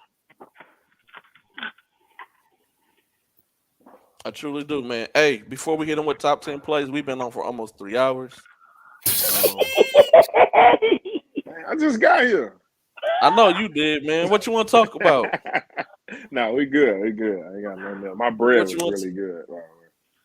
My bread. No, we can talk about what you want to talk about real quick, man. No, we good. Well, no, I was just messing with y'all. We're Oh, gonna talk okay. after the show. Okay. We get done. Yeah. But no, anything that y'all want to leave with before we go to top 10 plays? I do have one more thing, but I'm trying to let y'all get y'all the floor, man. Go DK. All right, I just want to say this weekend I was fortunate enough. Well, not fortunate enough because I helped work the battleground with Rossi this weekend. Hey, how was that, So man? I was able. It was actually really good. It was actually really good. I wish we gotta figure out a way to get more high school guys in that event. To that event. Um, Even if it's I don't know how to put it together. I mean we'll talk about it. We'll talk about it after the show, just what I think, and I'll mention something to Rossi, but that's not my call, man. I just help just work out, but just being around multiple college programs for like 2 days was really really good. It's my second time doing it, and I really enjoy it because you actually get to see like the day to day stuff, like with the athletes, just preparation for the games. Like their practice routines, like the way they are, nutrition. Like they dudes have to drink a certain amount of water. As Coach Willis drinks a Sprite. You know, uh, My but day's over. it's just it's but it's My just day's over, like B. it's just different, man. Like the level of communication, just the it's just stuff that kids should see. Every like my man coach from my coach at Houston Christian, coach damn, I can't remember his name right now. Went to Cinco Ranch and played at Colorado State. But he Oh, put out a Michael tweet today Morris. like Michael Morris. Coach Morris, yes. Coach Morris put out a tweet today and he was like, everybody wants a D1 offer, but like, do you watch D1 basketball? Right? Because all the guys and all the parents who want their kids to get offered, their kids don't play that way. Like they kids don't play that way. Like I was sitting by Sloan at the event for a little bit. And I was talking to him, and I told him I was like, "Yo, I can't name you 5 guys that can get on this floor right now and do something productive." And we were watching who was that? That was I think that was during the A&M TCU game. And they were getting at it, man. Shout out to Eddie. Like I'm so proud of that dude, man. Me too, Like, man. he has really like transformed himself. Like Hmm. he talks, he's diving all like just a great kid, man.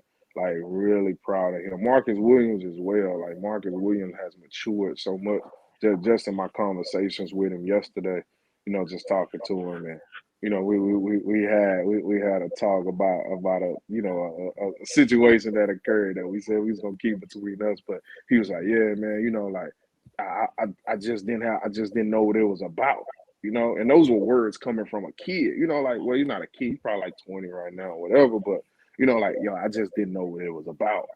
And there's so many kids and parents that don't know what this shit is about. And a lot of it is not about 80% of the shit that these people think it's about. You know, like it's not. Like everybody feel like they can play on that level, but they definitely can't. So it was a really good event. Both of the games were competitive, man. The Houston kids played well for the most part. Jordan Ivy Curry played well. Cedric Galley had a really good game in the UTSA Sam I Houston think Flag matchup. was getting big.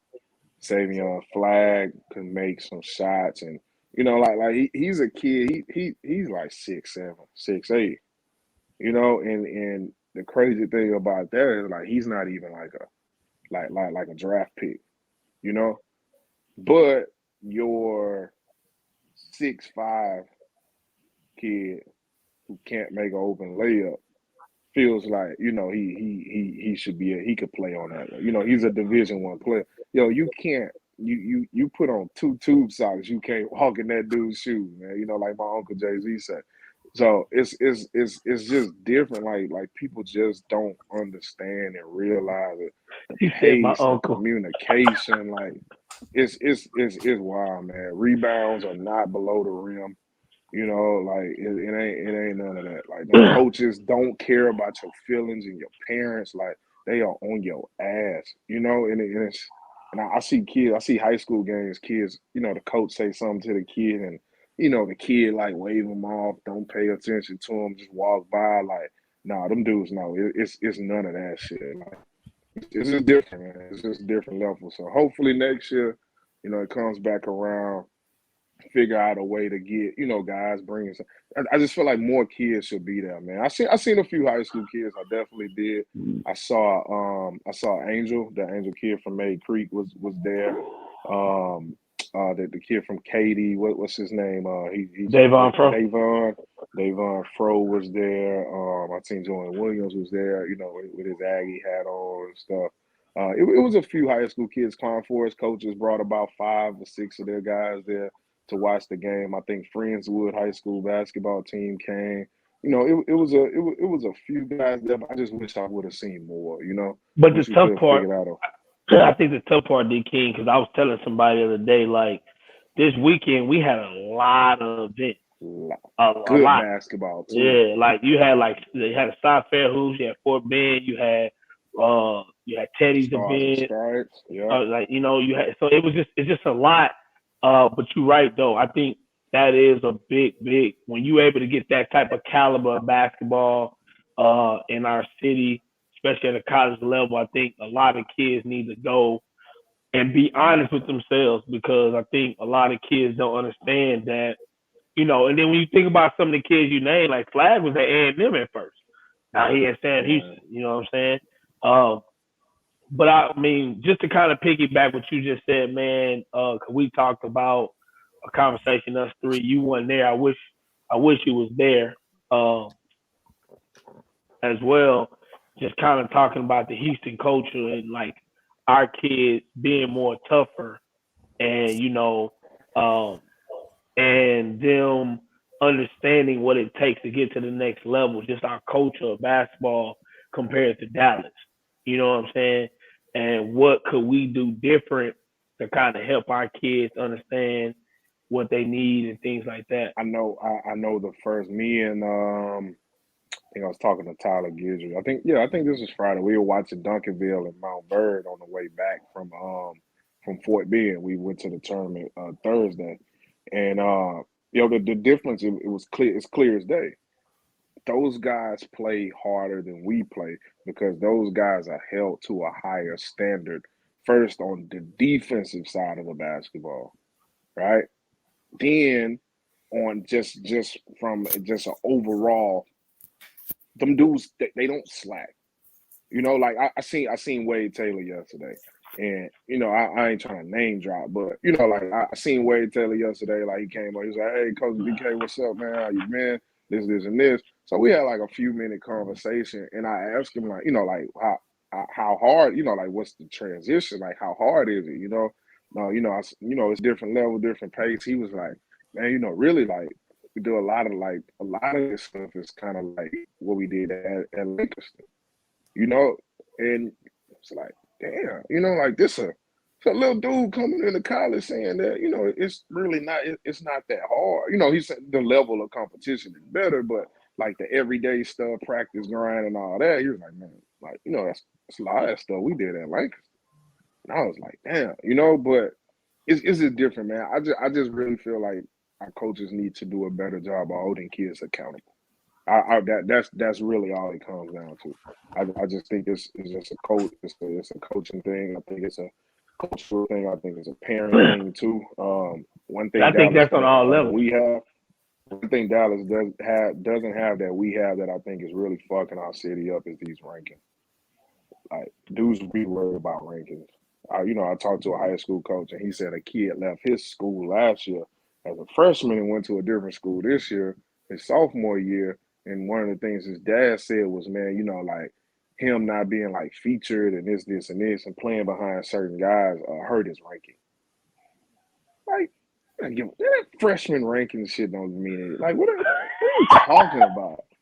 You know, like, yo, we got individual rankings. That shit dumb. You know, like that shit dumb. Yo, G Day probably one of the few guys that do team rankings. What about the team? That shit doesn't matter. What team is having success? Yo, we sit up here and argue and go back and forth, right, about like Westfield, Seven Lakes, and like Clearbrook and Tasca Cedar.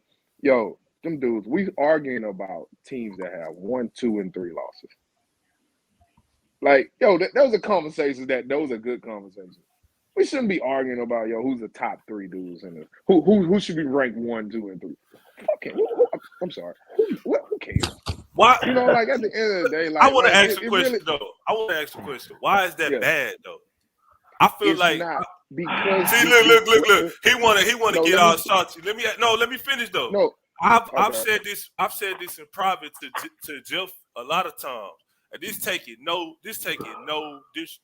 disrespect to nobody that do rankings and evaluation. Man, I feel like we know it ain't disrespect. No, because what I'm about to say, no, I have to say that. I have to preface my statements by saying that. But because I feel like we as evaluators, media, ranking, scout, whatever you want to say, we got it tougher than they got it. Because they don't put their stuff out publicly. But we do. I feel like I feel like it's a necessary evil. I feel like it's required. I feel like college coaches want the rankings. They want to see that. So when they do their recruiting boards, they can say, because if we want to admit it or not, there's more lazy recruiters in college than there are active recruiters. So it's recruiters that will pull up stuff and say, okay, coach, this the 20 best players that yada, yada, yada say in Houston right here. And they will live religiously by their board. So I feel like it's But this necessary. this is the thing. Coaches going to recruit. Coaches, how can I put it? The stars are more important than the number. You know what I mean? Like 5-star, 4-star, 3-star. Those are more important than a 1 through 25. You know what I'm saying? So it doesn't matter if the number one kid. If the number one kid in Houston, Texas is a 2-star or 3-star player, it doesn't really matter. You know what I'm saying? And then you also gotta remember, like, certain schools have to recruit certain regions. You know what I'm saying? Like it's a regional thing, so it's different. So guys putting a number behind a guy in a city, it doesn't really hold as much weight as we kind of think it does. But what it does do, it pollutes the mind of these kids and gives them a false sense of accomplishment. So let me ask you a question. So Dick, let me ask you a question. Do you think, because me and G had this conversation, and this is what I wanted to do, we tried it, it kind of didn't go the way we wanted to, which I still feel like it's the right way. But do you think it would be better if we actually gave guys rankings based off of level? Like where we think they actually fall at as we grade them as we see them. I don't think a ranking should go behind it. I just think No, I ain't talking about a number. I just think so. I sent G Day a list that me and a friend put together, right? And nowhere on there, like, it wasn't in order of like one. I think it was numbers, but it wasn't in order. It was just like the 5 best at a position. But on that was their level that we felt like. So it was like, hey, this is such and such. Yeah. So like, hey, this is such and such. He's really good at this. He might be the best at this, and this. He needs to work on this, and this. I think he's a mid to low. You know what I'm saying? Like that type of situation. But those are things that honestly, like, shouldn't need to be listed publicly. I don't think, or maybe they should. I don't know. I think. Me, I feel like if you're gonna do rankings, do it that way. Now, me and G had our conversation where, like, for instance, which D King, you the king of this, and it's okay. You'll be like, hey, this kid is an All-American D3 guy, or this kid is a is a great power forward for D2. The issue that I don't have an issue with you saying that. I don't. The issue I have is that let's say we really do it that way, where we publicize kids about what level that we think they are. Okay, kids and parents are gonna feel disrespected because they feel like, well, you're telling my kid this and that. But we're not saying that your kid can't improve. And it's not saying like if he was a freshman and we say, well, this and that. I think we also think the mindset of players support is correct. We talked about that. Correct. That's very true. And I think it's also about like us saying that this is where we feel this kid will be successful at. So so you asked my question. You said yes, you think that's the better way of doing it because like when I started working with G Day, that's kind of what my mindset was like. Top best point guards, top best shooting guards, top best small forwards. More than like think that is more suitable. But what I also another thing is because you can never get a definite. There hasn't been a criteria on what the rankings are based off of, right? Or is it the best prospect? Is it the best current player? Is it the guy? I mean, we doing our team rankings off of guys who are winning games, right? I feel like that shit matters. So for instance, I'm finna go Rob. No disrespect. Savion Flag was what, one or two best players in this class for 3-4 years, like all of high school, right? Never made the playoffs. So you know what I'm saying? So does that not matter? Does the winning not matter? You know what I'm saying? Like, does the production not matter? We just had a kid, again, no disrespect. We just had a kid just leave the city who was the number one player, average 12-6. Like the lack of production. Walk out of games with 4 rebounds, at 7-12. So is it like, that's when issues start coming and parents start getting mad over rankings and this and that because little Johnny at his school getting to it. My son getting to it. My son getting numbers, his team winning, this, and this. But you got a kid that we've seen multiple times going out and playing and, not getting anything done. And listen, I'm pretty sure it happens every week, right? Like people feel a certain type of way about something I say, but these are just like honest conversations. And so that's why, Rob, I kind of feel like the rankings are kind of they're kind of like useless or unnecessary, in a way, because like, what are they based off of? Is this the best? Just like we always talk about, Terrence Arsenal probably best prospect too, right? But you can't put a number on an opinion. You still, what I'm saying? You can't. Okay, listen, so what listen what I'm saying. qualifies somebody to say that you're a low major, high major? A stronger, because you see what that shit looks like. But but I'm saying what a low major and a high major player's skill level is. You know what their production level is. You know what I'm saying? You know how the things that they do translate to the game at those levels. That's how you put that on there. D King about to get credit. You know what I'm saying? D King about to get credit, G-Day, for something I've been talking about a year, 2 years ago. But go ahead, D King, because if you ask G-Day, but I'm good. I'm cool because I like G-Day is the first person to let me get on their international internet show and say these things. Like I've been feeling, like I've always felt this way, and it's a lot of people that feel the same way, and I don't think those people are wrong.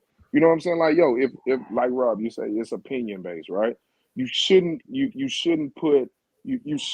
vote a stronger opinion higher than a lesser opinion, because at the end of the day, they're all opinions. Like, you know what I'm saying? We all feel differently about certain things. We all like we all gonna go to Olive Garden or or my bad.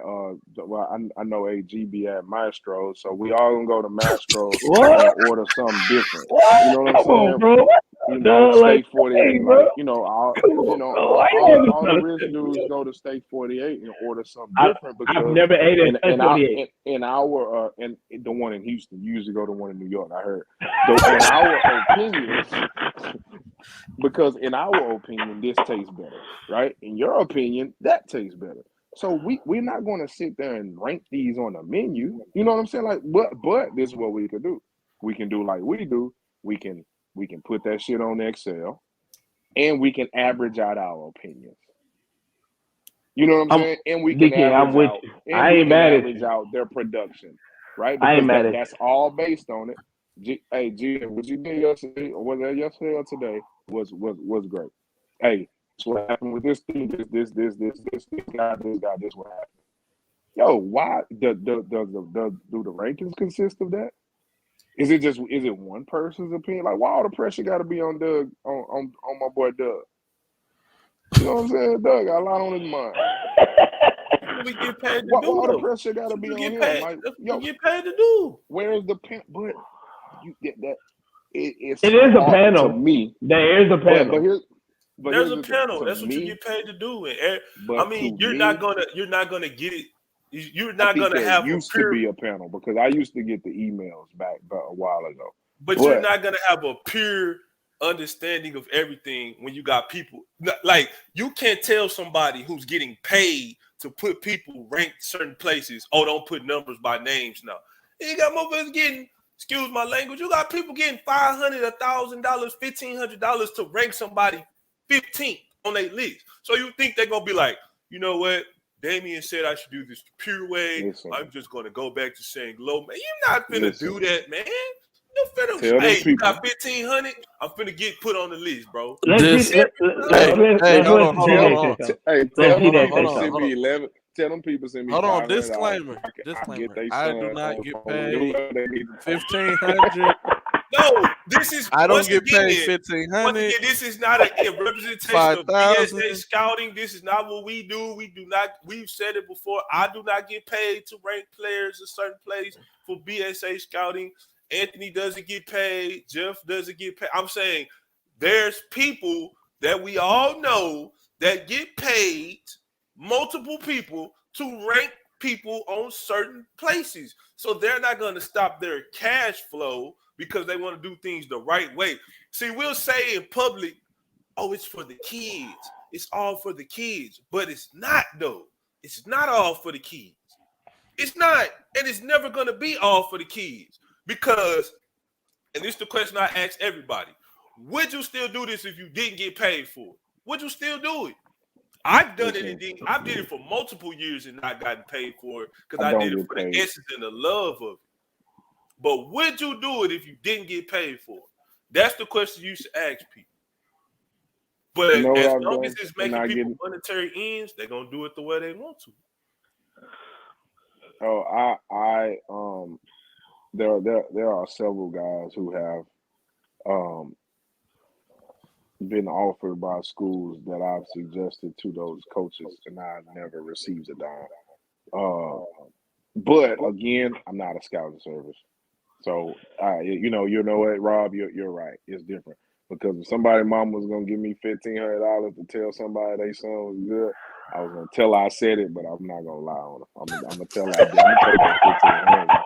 And I want to say this too. I'm not just talking about people in the greater city of Houston. This happens all over the country. This happens all over the country. So don't be like, oh, don't try to decipher who I'm talking about. Or if I'm not talking about one specific person. This happens all over the country, more than you think, America. So don't just be like, oh yeah, the dirty number 2.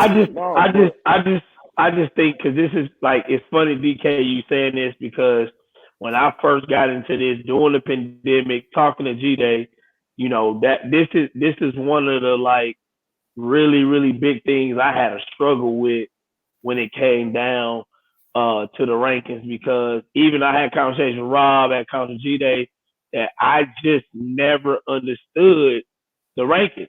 I never understood how, the numbers. And the reason for me is that And I just be straight transparent to everybody. My son was ranked number 50 on RCS Sports, and he got a Division offer. And there were guys in front of him who got Division 3 offers, who got division, all this and that. And I just never understood it because, like you said, to me, it was about production. But I am gonna say this also too, D King. There are some kids who I feel that was very productive in high school, but struggled in college. And we did talk about those kids being high level guys. And some of those guys don't even play college basketball anymore. And I had debates with people about those kids, and I would tell them like, "Hey, he's not gonna cut it at the college level. Certain things he don't do well, certain things don't translate, and then some things do." And for me, that's why I say like, if we did talk about levels more than numbers, I think we would be able to put kids in better situations. But the issue is that like G-Day told me when I got in the game, it's hard to do that because a lot of these kids and parents are gonna feel a certain way because that's not what they want to hear about their kids. And then truthfully, I'm with you, D King. Yeah. It should just be their kids regular. No, exactly. But also, I think it's about. I also think it's about positions, though, man. I think it's if a lot of people go back when I first started doing the rankings, that was one of the first things I had did, and I'm gonna do it here recently. I had put out my top 10 point guards, my top 10 shooting guards, my top 10 because I felt like that was the way to go because to me that's more realistic to me than like you say the numbers and things like that. You know what I'm saying? I think it's more important that the level that a kid is to me is like what's important. Yeah, I think there has to be. We got to figure out what is it based off of first of all. I think high school rankings should be about who's playing like the best player. That's it. Who playing like the best player right now? You know what I'm saying? Like Okay, so I got a in the city question. of Houston. So I got a question. I got a question for you. Okay, how do we debate on who's playing like the best player if we got high school coaches who won't even play their kids in certain matchups? So how do we Shit, debate that? at the end of the day, you can lock some of these kids in an empty gym and they still ain't gonna walk out with 20 points and 5 rebounds. You know what I'm saying? Like, so, I mean, it don't matter. It doesn't matter, man. Some things are hard to do. Some things are hard to do. Scoring 40 with 8 boards and all this, like, that is tough. It's only 32 minutes in a basketball game. Dudes averaging double doubles in high school. That's kind of tough. Like it's tough. Dudes play zone all day. So dudes that get it done and consistently get it done and they teams win game. I don't want anybody to think like I was being disrespectful to Willie Williams. I'm really not. Like, I think he's a really damn good high school basketball player. And for the most part, he consistently freaking gets it done. That's there's nothing wrong with that. He should be considered one of the top 10 best players in the city of Houston. His team only has one loss. He gets it done. I'm pretty sure he averages near, if not a double-double. But just because you're being like that's how good you are right now, that doesn't necessarily equate to you. Like meaning you're a Division 2 basketball. Meaning you're a Division 1 basketball player. I don't think. I'm sure we all know and went to school with dudes who were really good in high school, right? But didn't equate to like college success, or equate to Division 1 basketball. You know what I'm saying? Like when Rob was at that alternative school and he was playing and he was averaging a double back in '95. Like he was getting it done. I can't deny what Rob did at that I'm school. glad man. you said that real quick. At Sister Mary's school. When you see Ray Meach again, ask him, did I get stamped by an NBA player who was my coach?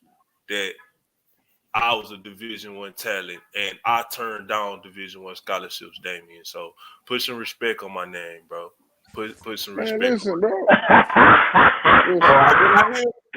no, it's my turn to talk. When I Hey, you a guest, you a guest. The shot clock. I'm one of the hosts on here. You a guest, so it's my time to talk. When you get stamped by an NBA player, dang. then you come holler at me. But Chris I Morris got you. stamped me. I'm official, bro. I got buckets. I won MVP at tournaments. I won MVP at the school I was at 3 years in a row. In Fifth Ward. I'm known for hooping, bro. So don't never disrespect me like that, dog. I didn't go to Clear Man, Lake. I didn't do nothing. I'm from the I ain't same say you essence went to no clear lake, man. of breed. Well, Dang. 2903 Jensen. I'm right up in there, man. You know what I'm saying? So Dang. yeah, don't never disrespect Still me. Ward When y'all see B, Chris baby. Morris, Dang. ask him. Still When you see Ward Michael B, Morris, baby. Chris Morris, Boy. ask him. I'm stamped. Official. Dang. That nickel Now we came can out move there, on, boy. man. And that was brought to you by BSA Scouting, man. You know what I'm saying? That was brought to you by BSA Scouting. I was But no, waiting hey, on you to that's say something slick, V King. I was waiting on you to say something. no Dang. I thought real Raw was asleep. I real woke my quick, boy man. up. No, this is a It's great soft, discussion. man. It's so No, great discussion. And yes, can doing levels be beneficial? It can. Um, the thing is, college coaches aren't interested in that. Um, that's the only thing. Like when they call and talk to, and this is how rankings came about. Numbers behind it, because a coach would call and ask, "Okay, who's the top five this? Who's the top five that?" And so that's how it all started. That's where it all stemmed from. Was coaches wanted to make sure, okay, I'm going to get the best of the best, or this is my like you said, you're a trusted source to a coach, where a coach can call you, be like, hey, D King, man, who's the best available? Hey, this I think this kid is, and the coach is like, you sent me a kid before and it worked out, so I trust your eyes. I believe in what you say. And so that's how that comes about. Does it hurt people? Yes, because they buy too much into the number system, and so people in their minds, and they feel like I had a better game than number one. We played against him several times and I had better numbers. So how is he number one?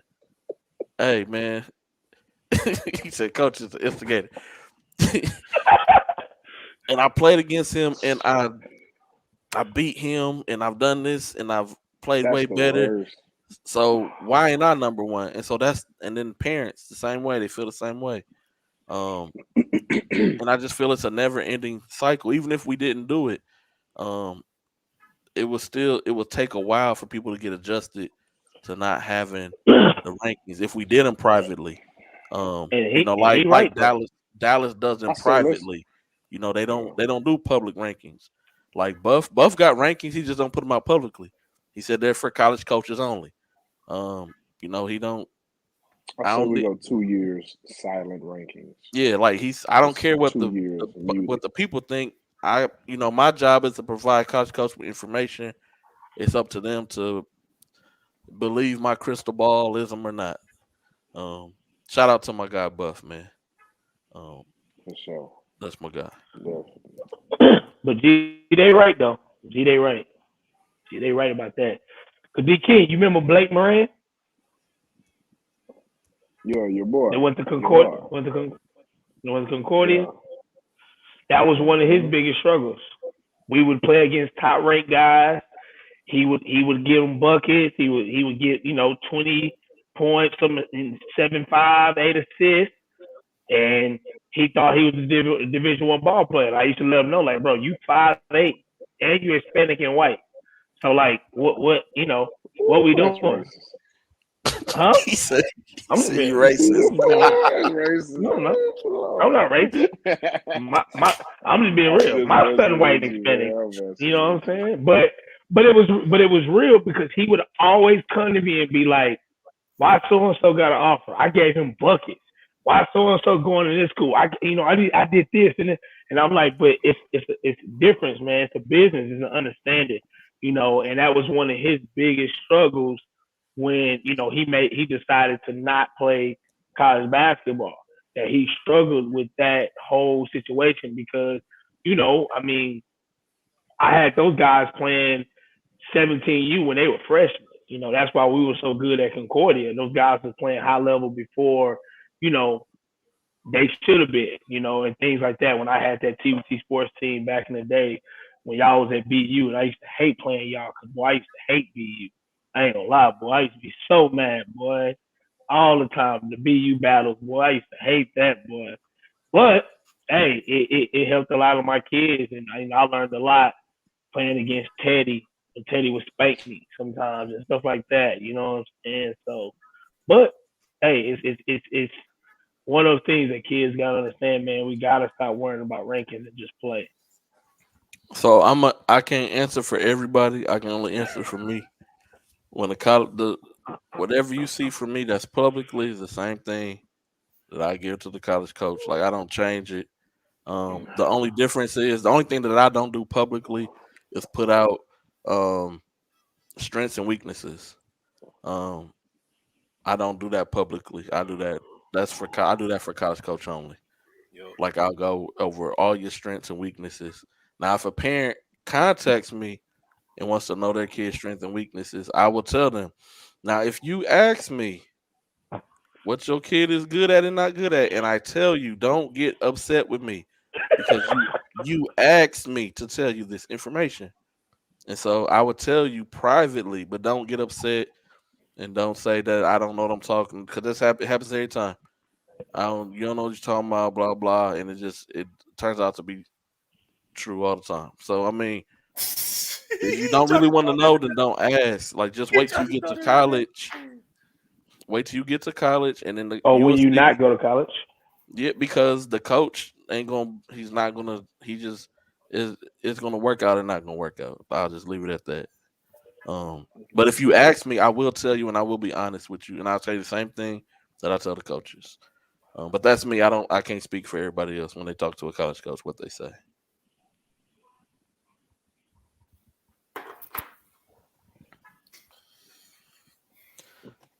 All right, man. We've been on here 3 hours 22 minutes. And Um, y'all be talking. real quick before we The go, kid we is gotta your go. We fault. gotta do.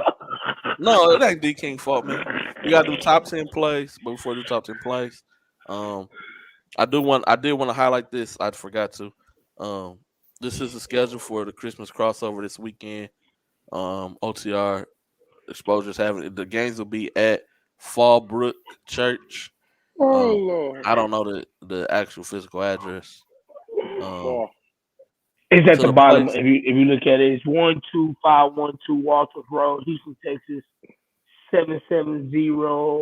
I I think just know that's how to get there, but I ain't gonna be in town. Um, but I do know that there's a couple of college coaches who will be in attendance on both days. So PSAT um playing. that's why I put it that's why I want to put it up. y'all are childish, bro. I swear y'all are childish, bro.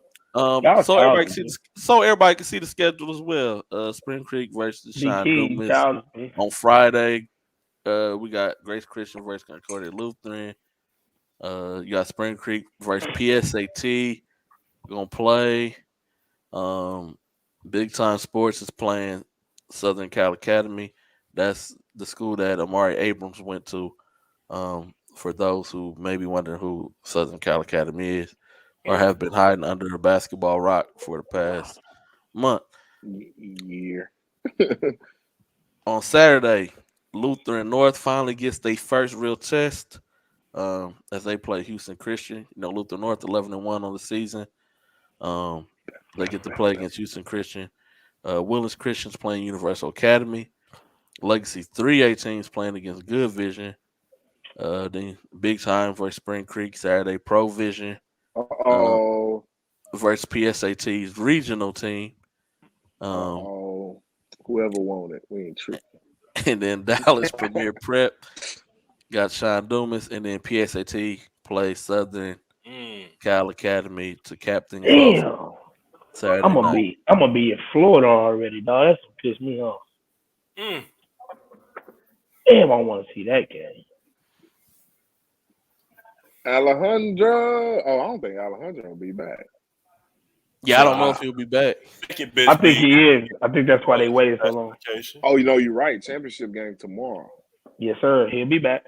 Second best Yeah, big you're in the right. city, regardless He'll of be back. classification. What? Boy, stop, bro. Put me Stop, dog. Stop. Put me back on. No, we're getting off of here. Put No, me back we're on. getting No, off. we're not. No. Quentin Grimes dropped 27 points in his first Yes, start with the Knicks. sir. Yes, sir. Shout out to Quentin Grimes. QG. Yes, sir. Shout out to my guy Matt Branch, Shout out. man. 7 threes. Shout out to my guy Ben boy. Perkins. Let me see something. Yeah, Joseph. boy. I need that black Knicks jersey too, by the way. I got the bread. I'm trying to get it for free. I got the bread. 7 and 9, 10 rebounds, 17 points against top. Oh, What is he looking at? What is that? I can't read that. okay. He talking about.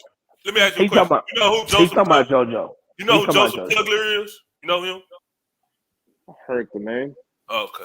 Let me see. Let me let you on in on what he did against McKinney the other day. He had 9 field goals attempts. He made 7 of them. He had 10 rebounds, 17 points in 28 minutes. Sounds pretty freaking good to me. I don't know. And he like 6'7" too.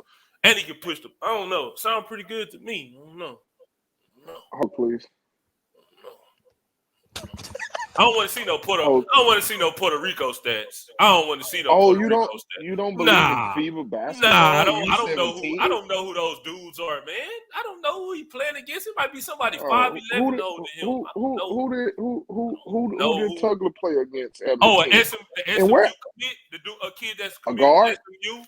No, A guard. a big that's committed to No, SMU. What's his name? That kid is, And a kid is big definitely a wing. You He's don't even know 6'6". this man's name. I don't know how to pronounce his last name. I know he's going to SMU. Bro, listen to me. Hey, you said it. No, You know, we live in a very big world. It's very big. The world is big. So basketball is played on an international stage, right? But think about this. Just imagine, close your eyes. Imagine you at 15, you leaving Fifth Ward, and you go and play on an international stage, and you score 20 points plus 13, 14 rebounds. I would look if someone comes and tells you that you're the second best at anything. How do you feel? It's their opinion. I don't care. Now, let's talk about averages. Is that an average of 17 points and how many rebounds you said? 10 rebounds? Or is that a one good game? Nah, he probably averaged. Is that the average? He probably averaged 14 and 9 just off what I seen in the box scores I seen. He probably averaged 14 and 9. I feel guessing. Well, that's good. Which is pretty freaking good. I just know what I see a 15-year-old doing on a national stage.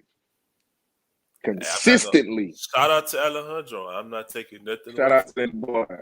My boy Bad Bunny, man. Shout out to Alejandro, man. Shout out to JoJo Tugler, too. He is pretty good. I ain't never been a hater. He is pretty good. Would love to see that. But he's not the number one big in the city, though. You ain't lying. In your opinion. In my opinion, he is. All right. I would love to see that matchup too. I would love to see that matchup. Yep. A whole lot of bunny hopping going on. And you're gonna see a 15-year-old get busy, boy. You're gonna see a 15-year-old get busy. Please. That's what you gonna know, boy. You stop. Stop it. You stop. Bro. I seen that kid. Bro. I seen that kid multiple times. Okay. He ain't That's just good. getting the ball. He's not getting the ball and just scoring on JoJo like that, man. Let's stop it. Alejandro is good at basketball, but JoJo Tugler is a great high school defender. So you mean to tell me he's gonna just post up JoJo and just do all? Your voice getting louder does not make your point. Your voice does not make a point. That's because y'all your voice getting louder does not make a point. Man, please, man, Willis, please. Hey, I ain't trying to hear nothing you talking about. You done screaming? Because I didn't say anything about him scoring a bucket. I didn't say anything about that. I said the matchup. I said, okay. Is he going to get the ball on the block? Okay, so matchup. So, Rob, consistent. Rob, when I think of matchups, we're gonna go back to what D King said earlier. Alejandro is going to help his team win multiple ways besides just scoring. So to me, when you say the best big in the city, Alejandro is a complete basketball player at his age. Passing, handling the ball, scoring from all spots on the floor. We're not talking about matchup. Great. You said JoJo's a great defender. Yes, he is. But Alejandro is 15 years old and plays like a pro. You gotta realize that, bro. Like, man, we gotta stop this. Man don't play like no pro, man. Stop it, man. Man, 15 years old, man. Stop it. Stop it, man. Y'all, boy, stop the gas, man. Stop it. You're right, Rob. You know what? Don't play like no. That man, 15 years old, man. He plays like he plays like an international MVP.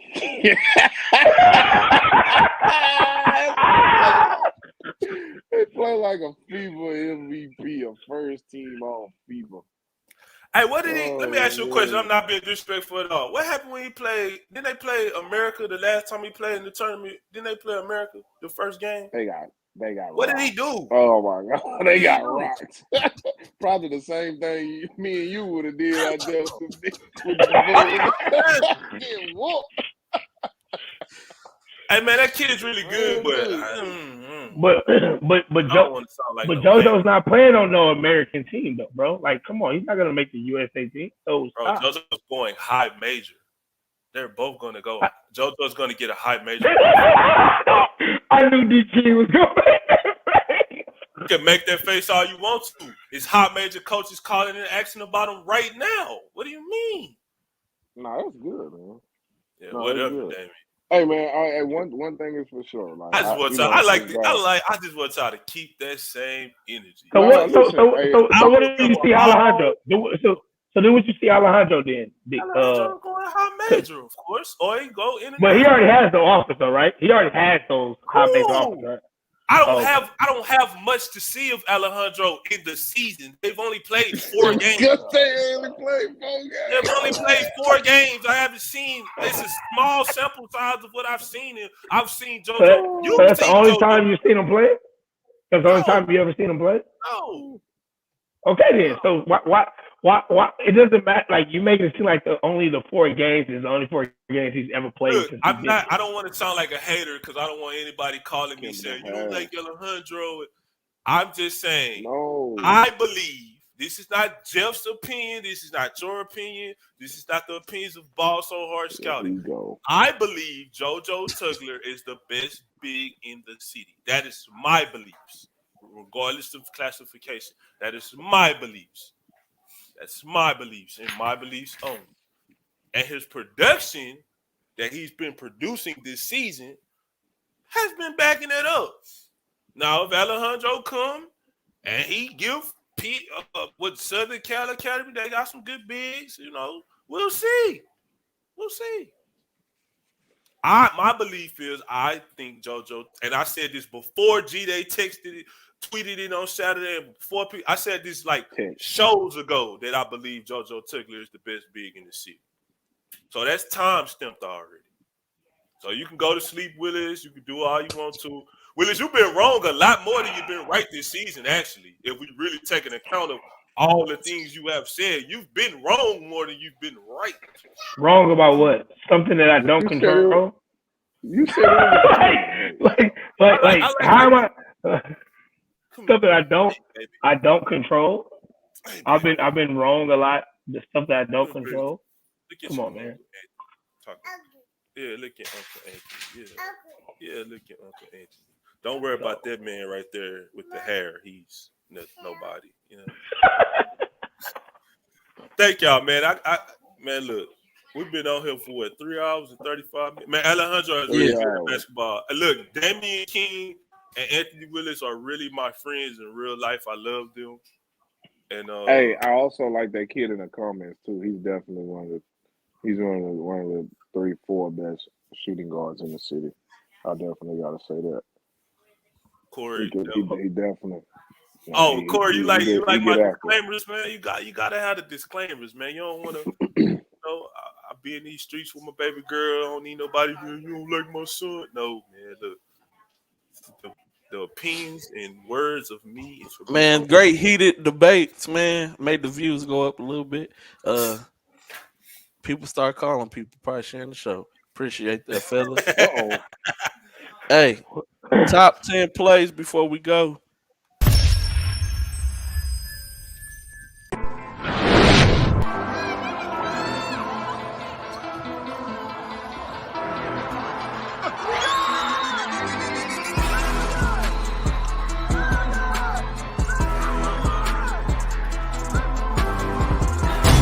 Kyle Morgan with the game winning. Jamil, I still can't say your last name. My guy Jamil, number 9, man. Big Brian from Kempton, back-to-back top 10 plays for the week. He was in the top 10 last week as well, man. Hey, Kempton is solid this season. Corey Hadnot on the alley-oop. That was TJ Ashford on the alley-oop to Corey Hadnot with the two-handed jam.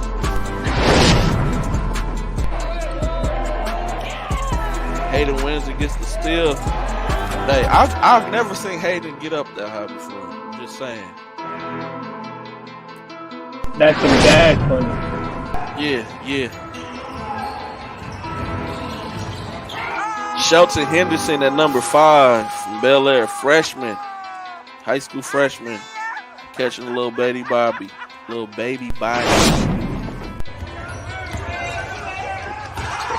Sean Jones with a nice one-handed win. Didn't even transition from left to right. Just cradled it and windmilled that thing. Then you got a Boo coming in with a windmill.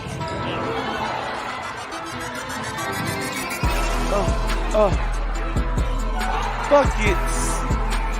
Game winner right there. Barbara Hills beats Andrew Fournette on a game winning shot, man. Number 1 play. Controversial play, but number 1 play.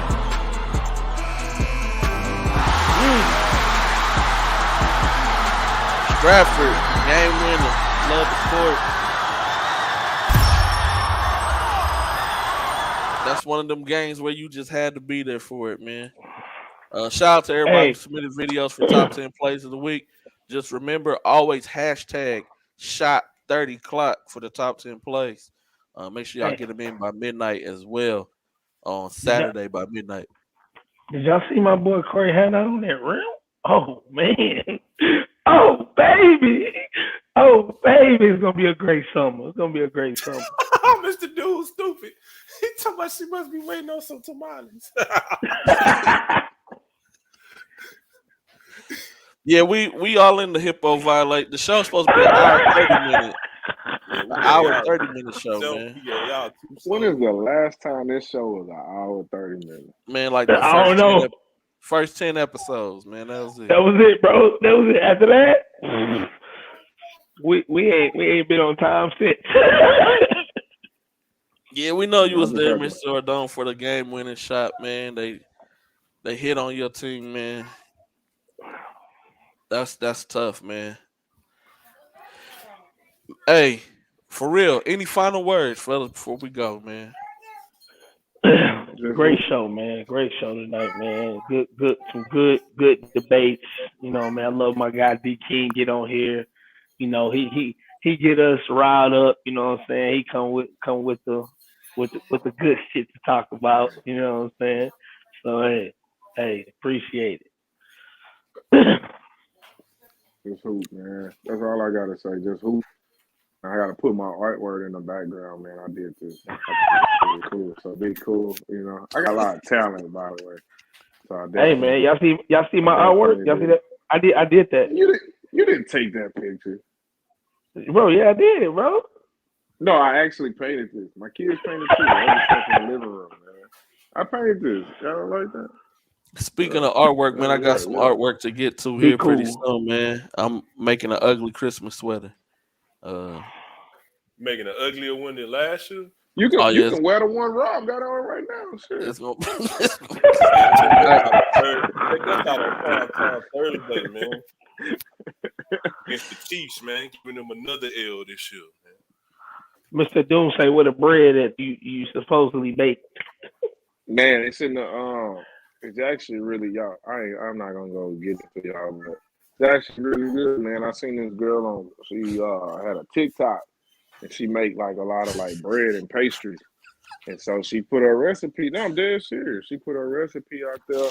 You know, man, let me get this bread. Y'all don't believe me, man. Hold on. We talking about Mr. Dudes, bro. no, we laughing at the comment, man. Oh, I thought y'all was disrespecting my bread, man. Look, there's one left right here. It don't look that appeasing right now. It's cold. Oh, I made garlic parmesan. Okay, man. Bread, you know, Make some unleavened bread, man. Yeah, this the rest of it's in the, you know, I think it rolls up a little bit with the yeast and the thing. So That's what's you up. know, make some bread. With the I got a yeast. lot of talent, man. I got a lot of talent, man. So you know, gotta get Hey, it D in, King, man. Try to do stuff that don't involve basketball sometimes. What D King? What's provision worker, man? What's provision worker?